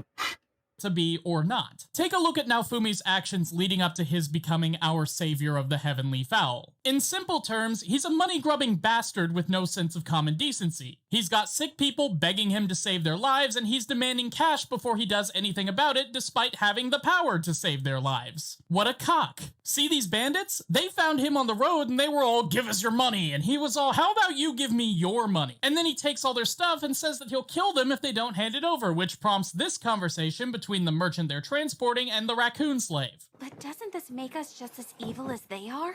I'm afraid I don't agree. They're offering up everything they have to purchase safe passage from our savior. He's simply treating their lives as merchandise. If I may say, Sir Hero's a shining example of the true trader's spirit, something lacking in our youth today. Looks like intimidation. Instead of being chastised for becoming... Where do we want to start? Where do we want to start? Hold on. I've got one thing I do want to say though that can pertain to this. I really appreciate that he used dub clips so that we don't have to worry about reading subtitles. Thank you. I mean, yeah. Let's let him finish this. Being the monster that he is, Naofumi is praised for his industriousness, and that industriousness pays off. He uses the money that he makes from these encounters as an investment, which lets him go to other villages and make more money by solving their problems. Okay, so there we go. The whole stealing from bandits thing. I think Vivek, you want to say something about that? Yeah, I'm just like, so let me get this straight. People are going to rob you. They're going to take everything you've got. And then you say to them, okay, so you can give me everything you have because you try to rob me, or it's your life. When they were just about to do the same thing to you. And somehow in that dynamic, he's the one that, he's the one that's the butthole. When they were about to treat your life like it was a disposable, it was disposable. I'm so confused with how he comes to this conclusion. I'm sorry. Go ahead. It's best ethically dubious, but it is certainly not evil what he just did. I would even argue against that. I'd say that's actually a moral. Well, this depends. I can't say right? it's a moral good, but it is certainly not. It's not as evil. Well, the thing is, I would say maybe actually killing them or detaining them would have been the more moral good thing to do, because basically what has happened is they've crossed the line. They're doing something illegal, and they put your lives at risk. Normally, you put people in jail or fine them for doing shit like that. He fined them. That's what he did. And he said, pay your fine and you're free to go. Like, I think that's actually a pretty good thing because he allows them to walk away with their lives, right? And like, this isn't really explicitly explained in this kind of language, but that's how I see this interaction, right? Which makes, exclamation point here.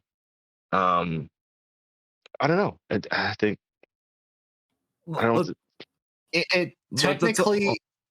I was just gonna say, technically speaking, he's technically finding them, but I would say that anybody would have a problem with the amount of which he is finding them, because he's literally saying, I'm now going to take all of your stuff instead, which is probably the part that people would find ethically What's dubious. good for the goose is good for the. I guess what gets me is like, what's good for the goose is good for the gander. Like literally, they were going to talk. You're talking about taking everything that they've got. So it's just like, is it any surprise when someone turns around and does it to you? Yeah, it's a little funny. I'm sorry. Like I'm not saying it's necessarily right. I agree with it that there's a better way to behave yourself or a more moral way to behave yourself.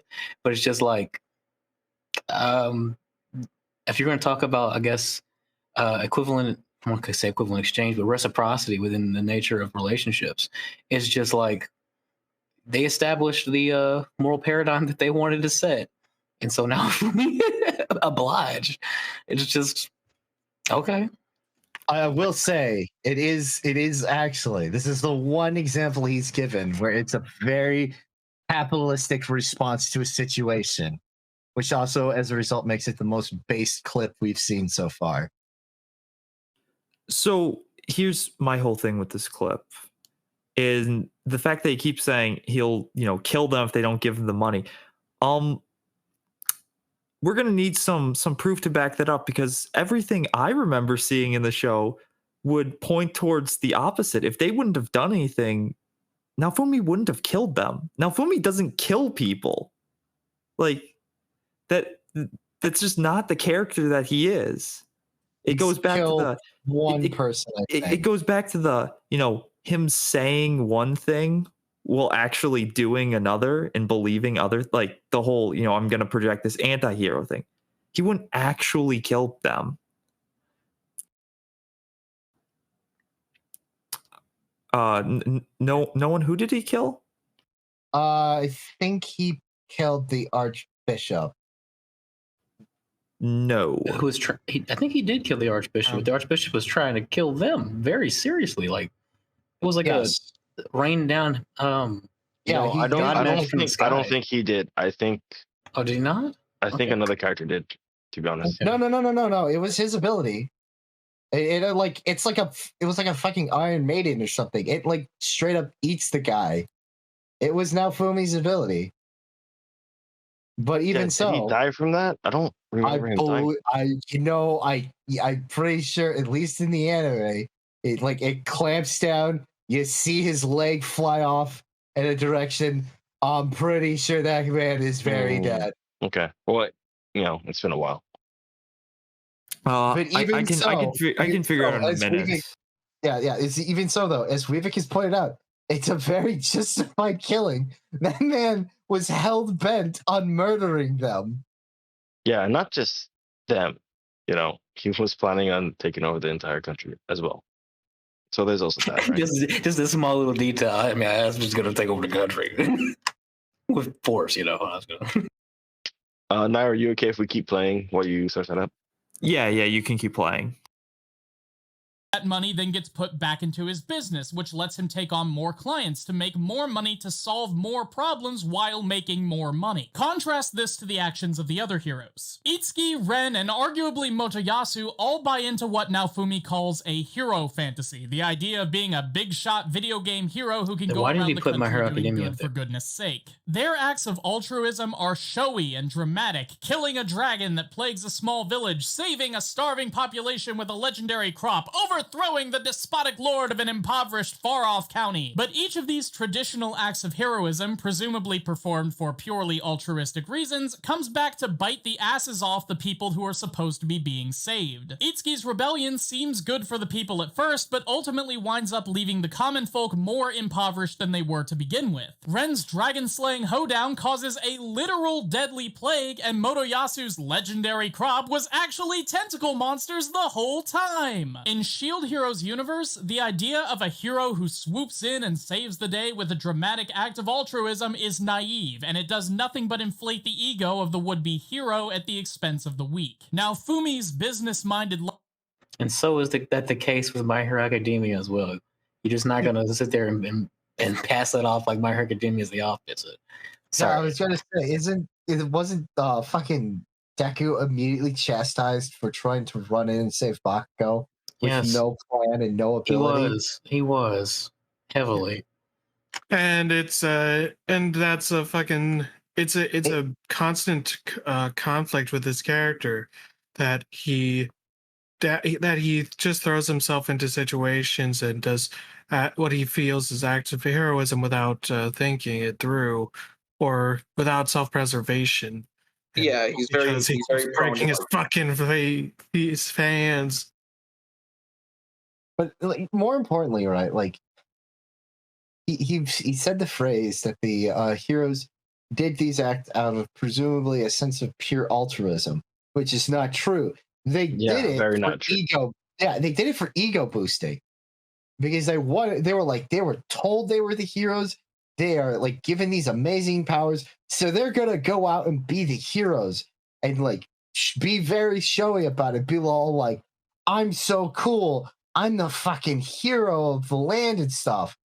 And like they all do these things in this incredibly half-assed way that ends up becoming detrimental because as each one of the three things that he brought up came back to be became a detriment through one, not researching what the crop was, two, not thinking about the power vacuum you would create, and three, not doing basic cleanup of what you just accomplished. Yeah, what the point he's trying to make though is that having characters act purely on, say, this wish fulfillment, or not being super realistic and being thorough is a bad thing, right? Obviously we would say in the real world that's also a bad thing, but he's saying that in the show it's painting the more responsible, quote unquote, capitalist Naofumi as being the true hero because these are things that he does do while the other heroes don't do it, right? But if we were to go even a step further with this fucking Marxist lens, you could even say that the other three act a lot like Marxists when there's nothing to gain. There's nothing optically to gain, their aesthetic of being a hero. They literally just laze around all the time, like in the castle. That's all they fucking do. If you guys remember that shit. Yeah, and I also remember they got really pissed off when they found out that their rewards had been revoked for all of these things that they had done and thought that somebody was turning in the rewards in their name and then effectively stealing it from him, which was a concept so laughable to Naofumi, who was overhearing them, that he just immediately gets up and like when they hear him laughing about it, they get up and try to chastise him, and he just fucking BTFOs them. And it's just like, do you understand how what you did didn't help at all? Because I can explain why it didn't help at all. But let's continue. Yeah.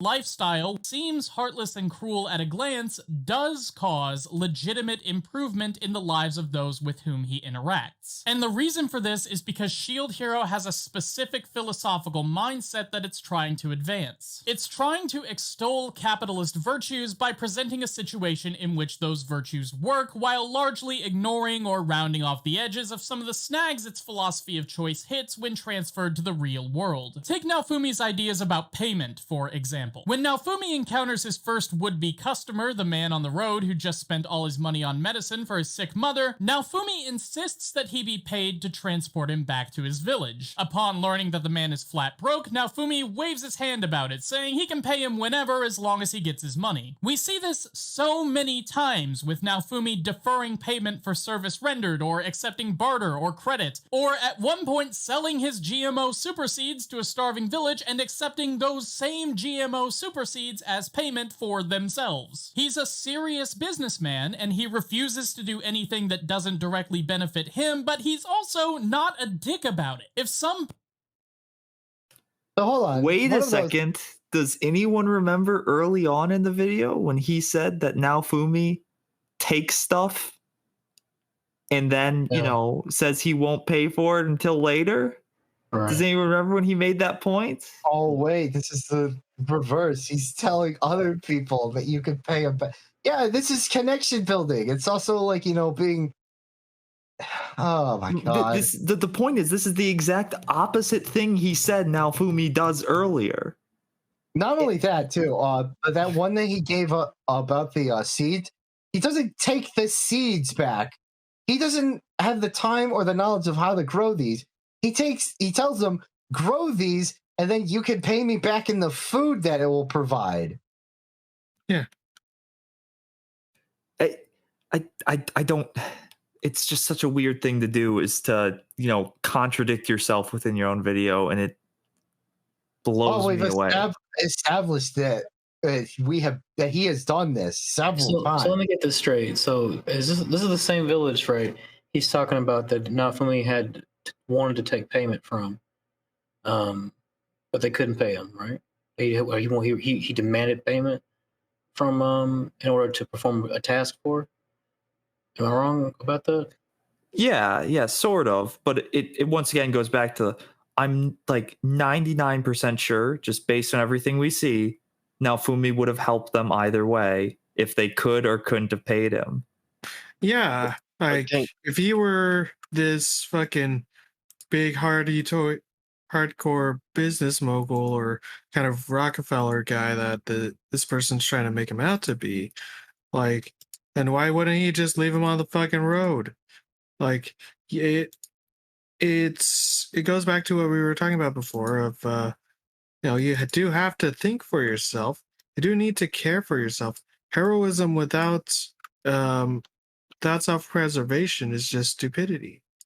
Recklessness and all. Yeah. I also think, I don't know where he's getting this idea that this shit doesn't happen in real life.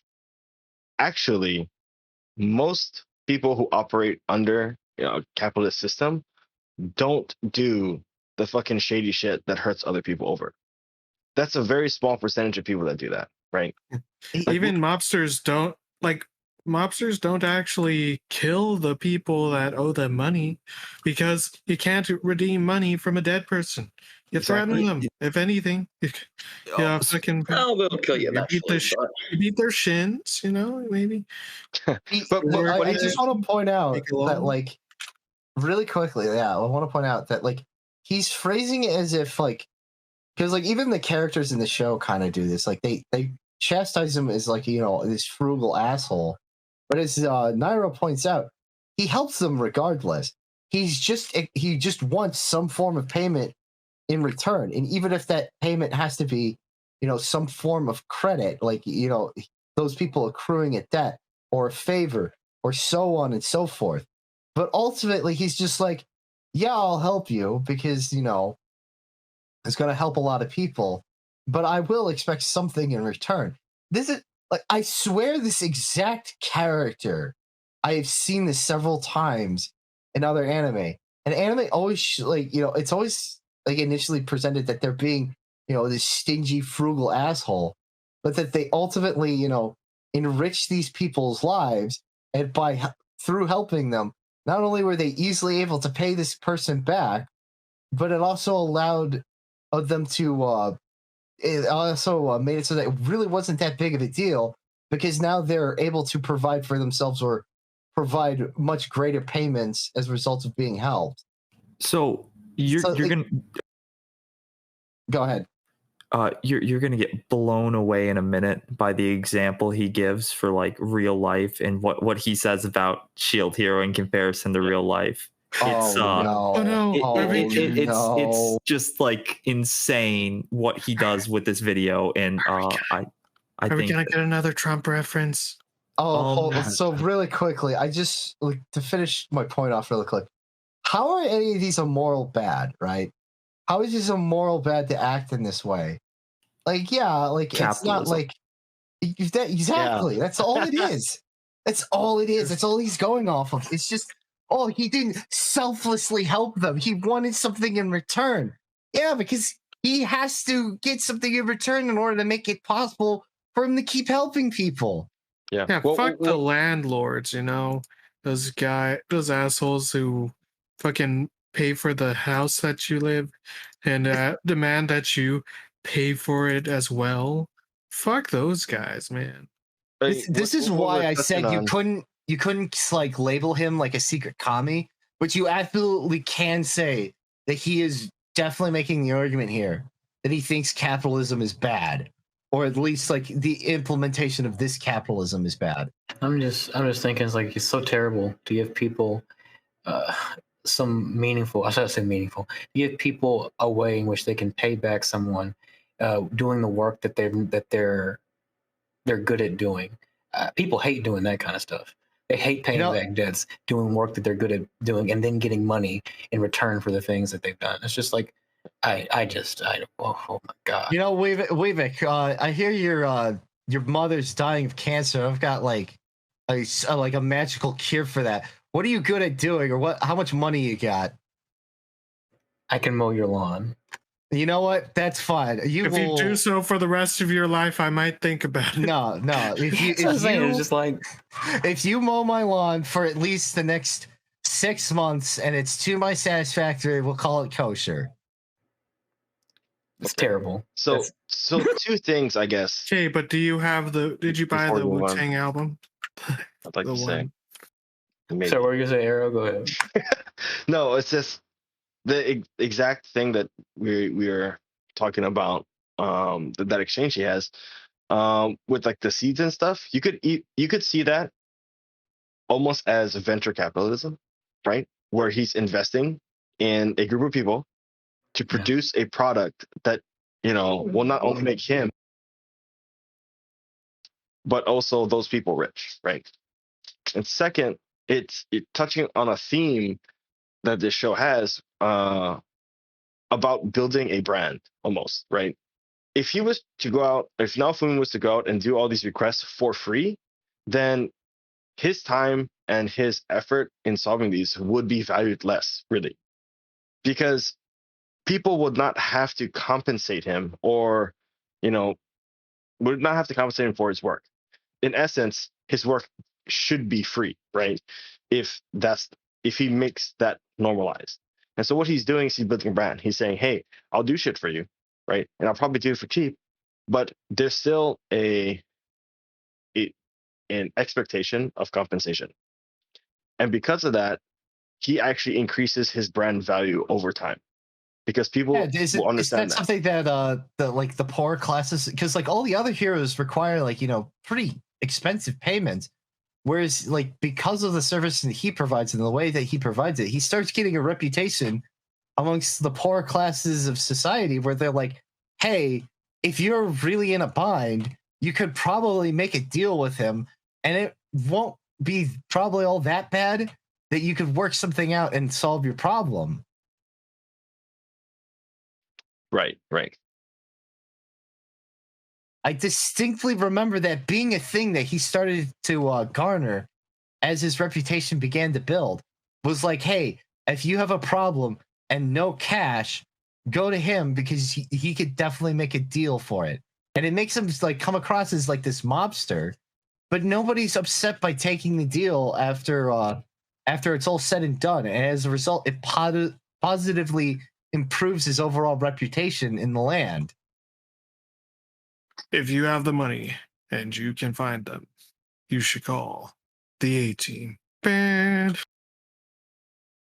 Okay, let's hear this terrible take. Let's go. Poor person is going to die, he'll cure them now and accept his payment later, unlike certain other individuals and companies who treat human life as a commodity that the rich can thoughtlessly buy and sell for their own benefit. And while that's all well and good, that's not how things work in reality. Imagine, if you will, a patient goes to the doctor's office at Our Savior of the Heavenly Fowl Medical Institute in Tadayusha, North Carolina. This is the conversation that Shield Hero wants you to believe happens there. Hello, doctor! I am in need of the medicine so as not to catch the death. Save, please? Do you have the currency? I do not. The insurance? I do not. I am but a simple basket weaver of little means. Well, how about you give me the baskets, that I may use them to carry more medical supplies to more patients, and by so doing, grow my business and heal more sick. That sounds like an amicable arrangement. Oh, I am already cured. Bring the baskets when you have a free moment during the week, and have a nice day. This is the conversation that actually happens there. Hello, doctor. I am in need of the medicine so as not to... Do you have the currency? I do not. Do you have the insurance? I do not. I am... Guess you die. Next, do you have the currency? Yes. I will use the currency to purchase luxury goods, and I will not catch the death. Note that I have intentionally provided subpar care and put you through unnecessary tests in order to maximize my profit and encourage you to come back for further... Oh, what? I have to stop. I have to stop it right here. Can I start? Can I start, please? Oh, okay, sure, Naira. Okay. What fucking world do you live in where this is how the medical system works? Have you ever fucking been to a hospital? You get treated like the core problem that communists have with the hospital system is that they treat you regardless, and then they stick you with the bill. Their issue isn't that, they won't help you unless you have money. It's that they'll help you regardless of your ability to pay for it or not. They'll involuntarily force you to undergo treatments without knowing what they cost. That's the primary issue people have with the medical system. It's not that they just let people die. What the fuck? Okay, yeah. So we had the same point. That was just eating away at me, horrendously. Yeah, no. If you go to the hospital, it's literally the same thing as the Naofumi argument, or what Naofumi does. Now, there's an argument to be made that you'll be put in such crippling debt that you'll never pay it back. Sure. Yeah. But at least you're alive. Yeah, ultimately the hospital will attempt to a degree its best effort to try to save you from death. They have taken a sworn ethical oath to not do harm to people. It would also include intentionally turning them away because they don't have money. That's included in that oath, implicitly. It's also not a fucking... it's not a fucking chiropractor. Their whole business model isn't around, we're going to treat you, we're going to not help you all the way so you come back for worse. And yes, chiropractors do that all the time. It's a really big problem. General practitioners can do that, but not a hospital doctor. No, a hospital doctor is incentivized to help you the best they can. It's part of the reason why they charge so much is because they're going to put you through everything they can to help you. That's where the cost comes from. What the... This is also not understanding our medical system, even at the most basic level. And also, do you know how much it costs to maintain a big ass hospital with all those fucking machines and equipment that they have to maintain and keep up tip-top shape? It's a lot.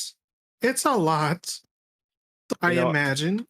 Amazon, I don't know how much it costs, but I'm sure it costs more now that hospitals need a diversity, inclusion, and equity officer. Oh my God, I forgot that's real. Arrow, why do you insist on saying these things that just stab an arrow straight through my fucking chest? Yo, okay, so, you guys have said it already, but this is a fucking touch grass moment, dude. You are not... okay, so really quickly. Huge straw man, Okay, so really quickly, I think that this is important. If I remember correctly, the explanation point is not American. He's Canadian, if I remember correctly. Same with Jeff. So this is a misunderstanding of how the American system works on the face of it. I could be wrong, but I'm very certain he is not American. If I'm wrong, correct me in the comments section. I was just wrong, and I apologize. But like I said, I know for a fact that Jeff is not American, and I was pretty sure that explanation point was not either, and that he was Canadian. But yeah, no, this is still the most modicum, basic amount of research to be oh, what happens if you go to a hospital and you can't afford it? Well, they just slap you with a fucking debt, basically. They're not going to not treat you. They're just going to be like, well, this is going to suck for you when you have to pay for it, but, you know, you won't die, so have fun.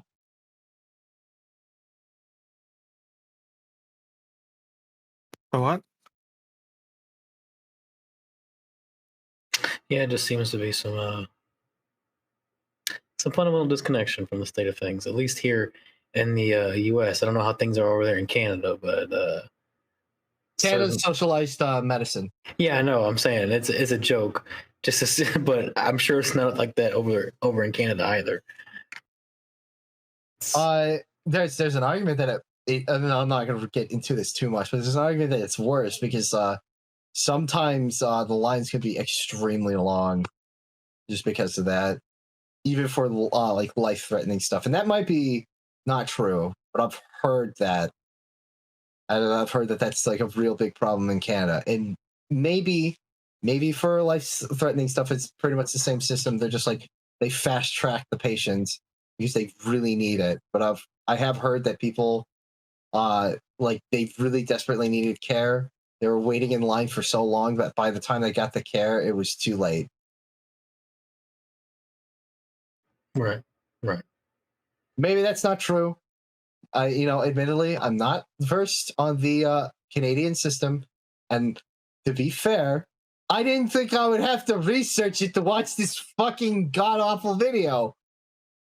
No, I don't think anybody did. But well, let's just say exclamation point didn't think he had to research the American medical system either, so to make the video. Yep. So but there's still people who believe that is how it works in the American medical system. A lot of commies do. It's just fucking. That's exactly why he's using it as an example here. It's a stupid spoof. It's fucking bonkers to me that somebody would like do this and like be like, not even like I'm certain if you went to a hospital and just asked the person at the front desk, they might be mildly annoyed, but they would at least answer your question of like, hey, what happens if I need urgent care but can't pay for it? They would definitely tell you how that would work. Or just go on the internet. You might be able to find it there too. Yeah. Okay, we got 2 more minutes. Let's go. What we're doing? I can do nothing about this. Thank you for your time. We hope to see you again. Next, do you have the currency? So when I say that Shield Hero represents the capitalist ideal, I truly do mean ideal. Now, Fumi is a self-made man, and he's being presented as someone to be admired. He stands against society, and he forges his own path when the world stands against him. He values his time and his work, and he demands payment for anyone wishing to access his particular set of skills. But he doesn't let those demands get in the way of other people's right to live. This isn't how real people act, but is that ultimately a problem for Shield Hero? Not necessarily. Anime serves largely as a medium for escapism, isekai anime most of all. And one of the benefits of escapist media is that it doesn't have to reflect reality. Watching Naofumi wheel and deal his way up from abject poverty to become a savior and a hero is satisfying. And even if the series' ideals don't perfectly reflect how things really are, they do serve as a good launching point by which to discuss the parts of those ideals that do have merit in reality. That's the power of fiction. It teaches us how best to be ourselves. Join me eventually for part 2 of this video, where I talk about My Hero Academia and its portrayal of the capital. I would shove glass into my testicles, thank you. It's not realistic, but let me tell you how it reflects reality. I love how he said, "Oh, it's great." Hold on, really quickly. Oh yeah, really quickly. Is there any more of this video, or can we actually like? No, we can stop here. Yeah. This is the point. Okay, I just wanted to be sure. Oh my god! I love how he says it opens up the dialogue to talk about the ideals and the pros of such things. Did we mention that? No. I don't know. No, I don't know. Did he say? I'm just gonna talk in complete vagaries so that way I don't have to commit to fucking anything. What do you mean? He committed to calling capitalism pretty shitty. Oh, sorry. Yeah, he real world capitalism. Yeah, real world capitalism, not the one I'm trying to talk about in the story. Real straw man capitalism is terrible. I agree. You know, I just want to say, straw gets everywhere. He doesn't act like a real person, so let me tell you how it definitely reflects. I just have a very like fundamental and important question here. Did he even actually prove that like Naofumi is like a capitalistic hero? Because you could say he embodies capitalistic elements, but I don't really know if like that's actually accurate to the character. He's a merchant, sure. That doesn't necessarily make him like capitalistic icon or hero. Yeah, I don't know if I would classify him as a Randian hero. It's Yeah, this video just failed, in my opinion, to provide satisfying enough evidence to try to prove his point. It's just okay. So like, I guess we're at that point then. I guess final thoughts then, or since we're kind of already here, and since you're already talking, let's see what you got. I mean, I don't know. Like his last few points are so fucking garbage. I got nothing to say. But does anybody want to analyze them? Honestly, to be honest, I kind of agree with you. I think just from the start, he's been injecting, I would say, so much nuance into the situation that it's just been kind of hard to deal with from the beginning. A lot of loaded language, too. Yeah, just a lot of loaded language. An obvious bend, an obvious tinge, and misrepresentation of information, only to end up contradicting himself some point later on in his video, because he I don't know if because he doesn't redraft his scripts. So I just want to be clear. I don't know if that's true. I'm just making a joke about it. Well, no. I think it shows whenever you have blatant contradictions in your script, and some of them not being anything other than like 15 seconds behind the initial claim. It's probably a good sign that you haven't read over what you said. But no, it was a bad video. I don't know what else is there to say when someone does this, and they try to force a perspective into the show that it's not even trying. It's very blatantly not showing. It's just a hack, man. Sorry.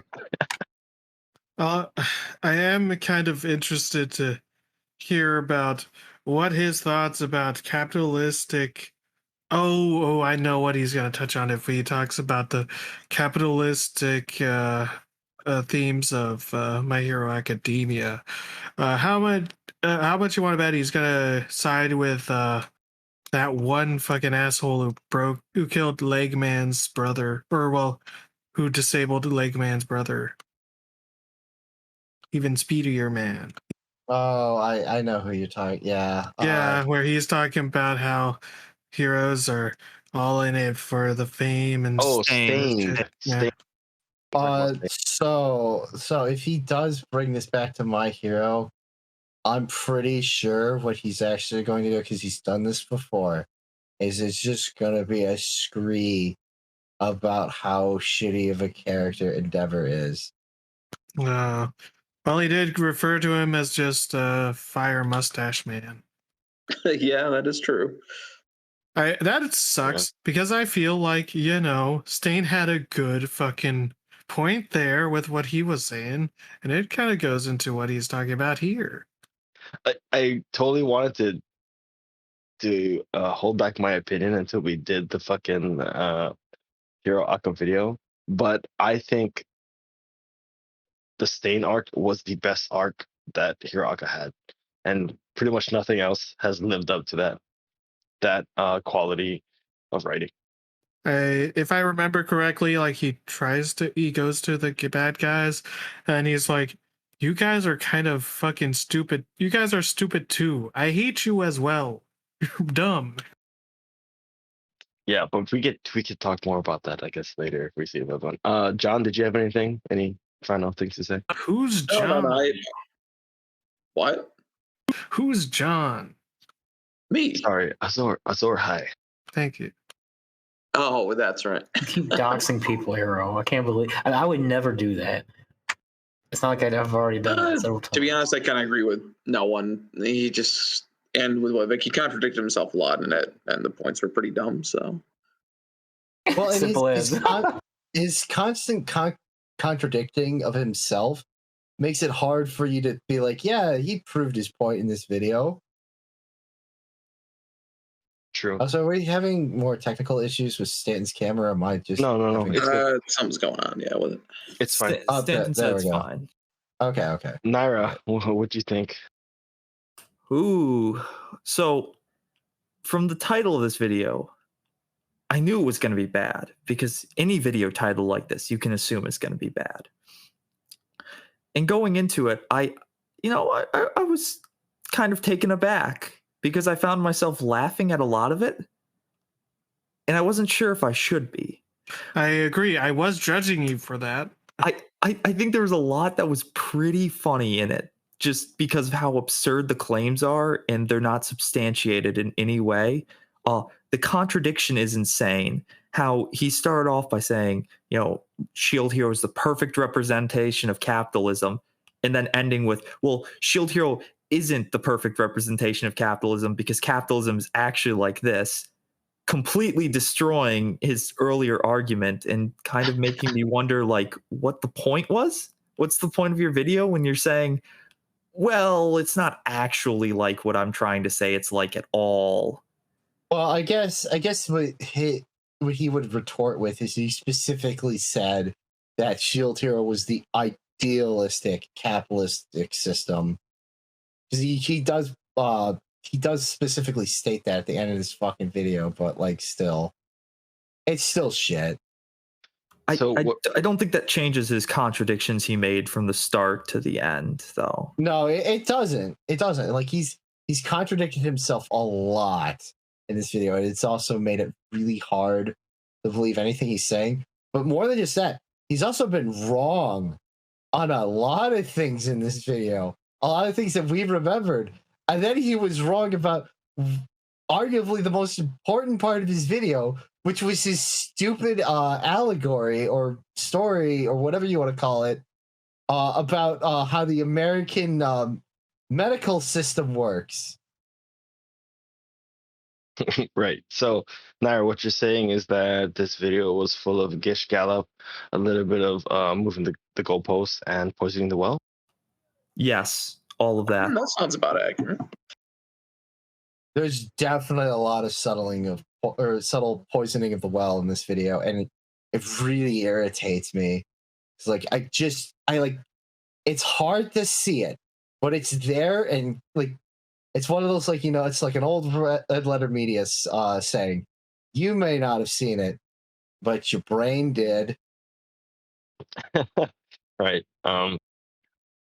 My thoughts are pretty similar to everyone's here. I think mine is probably closest to what Naira explained. I did find it funny for the same reasons that Naira did. And this editing, man, like I understand that, the fucking early 2000s GeoCities fucking aesthetic exists as a fucking meme, but it's really annoying, especially if you're trying to make an actual argument or a real analytical video that kind of talks about what would be considered topics that actually have a lot of importance in the real world, right? But then again, I don't know if that was actually his true intent or he just wanted to shit on this, right? I just want to point out, in the few times in this video where he has very little on screen, like in fact, right now is a good example of this. It's not super bad. Like, yeah, like I said, the thing you can tell with his video when he does, when he removes all the bullshit, is that there's a lot of black background. But on a very low budget, like B grade sort of show production that you're doing as part of the meme of your channel, you could make this work feasibly. But he just doesn't, because he just shoves so much fucking imagery on screen at once, and he just stacks stuff. I don't know why he thinks the stacking of images is so funny or pivotal to his videos, or if he just thought like, oh, it was a neat aesthetic. But it like pretty much everybody said it here. It's distracting as all hell, and it even makes some of the on-screen jokes hard to follow as a result. Right. Okay. I do want to point out that maybe if your character has like your character icon has a black outfit on, don't put it up against the background that's the exact same color as that, because right now it looks like he's a disembodied hand with a weird white thing, and like it or at the least. Oh, yeah. All right. Here's an artist trick. All right, here's a little tips and tricks from your resident artist here. Learn about off black. It's like it's close to black, but it's not black. And so that way you can always go a little darker or a little lighter, and thus but still be able to see what the fuck is on the screen. It's very neat. It's nice. It brings contrast. Are you shilling Shasta Black here? What's going on? Well, I mean, yeah, like Amazon, isn't that like the same principle of like any like dark mode on the internet or like Discord or whatever? Yeah. You never. It's the same way with it's same thing with white. You never use, like, if you ask an artist, they say never use pure white. You use off white, and same way with blacks. You sparsely use pure black. I only use unless I only use it for my outlines, but that's just because I'm weird. But you only get pure black people to draw your outline. That's kind of weird, man. Hey, outlines suck. Sounds pretty capitalistic to me. Hey! It sounds pretty capitalistic and diverse to me. Because the more black people, the more diverse you are, right? Would you prefer I used off blacks instead? No, but you go for the pure Asians, blacks. the Asians. I got you to make sure. They're the Middle Eastern Asians, those sort of people. Are you saying mixed blacks aren't real blacks? Oh my god. I want them North Africans. Is that what I'm hearing over here on this podcast? I'll let everyone know our podcast does not condone racial exclusivity. Look, are you going to tell me resident black man? Thank you for telling me. Are you going to tell me that Native Americans are black? Come on, we all know they're off black. Oh my god. Yeah, there's a Kirkland brand. Kirkland black, right? Kirkland brand version. A whole lot of racism happening really quickly around here. We're so it seems like a good point to not shoot ourselves. I think we should wrap it up around here. Do you guys want to cover the part 2? If you guys do it, I'll. Yeah, I was gonna say if you guys do it, I'll show up. But like, I feel like we owe it to him at this point, but I don't really know if maybe we don't owe it. Maybe we don't owe it to him. Maybe we don't. Maybe we're just giving him free labor, but I don't know. Oh, hey, you know what? You know what, kids? If this video hits 1,000 likes, then we'll do it. We'll cover the next. I'm okay with that. Yeah, 1,000 likes. 100 likes. 100 likes. That's okay. Fine. Yeah, let's make it more reasonable. Listen, I watched part 2, and part 2, Is it any worse or better? It's my time to shine. Maybe we should wait to find out. I just want to say that no, leave it a stinger, Naira, because it'll give people more incentive. A little bit of cliffhanger, a little bit of that tickle. Yeah. Okay. You want part 2? Only $79.99 likes on the video. No, I'm joking. Only if we no more than that, we hit 800, it's canceled. We will stop reading right now. Exactly. Okay. It's like those shitty essays you had to write in high school. If I get over. Okay, no one. All right. We're trying to wrap up, dude. Okay. All right. I'm never going for listening. Thank you. We'll see you guys next week. See you. Bye-bye. Hey, I finished the next page. Hooray. Looks like that's a wrap.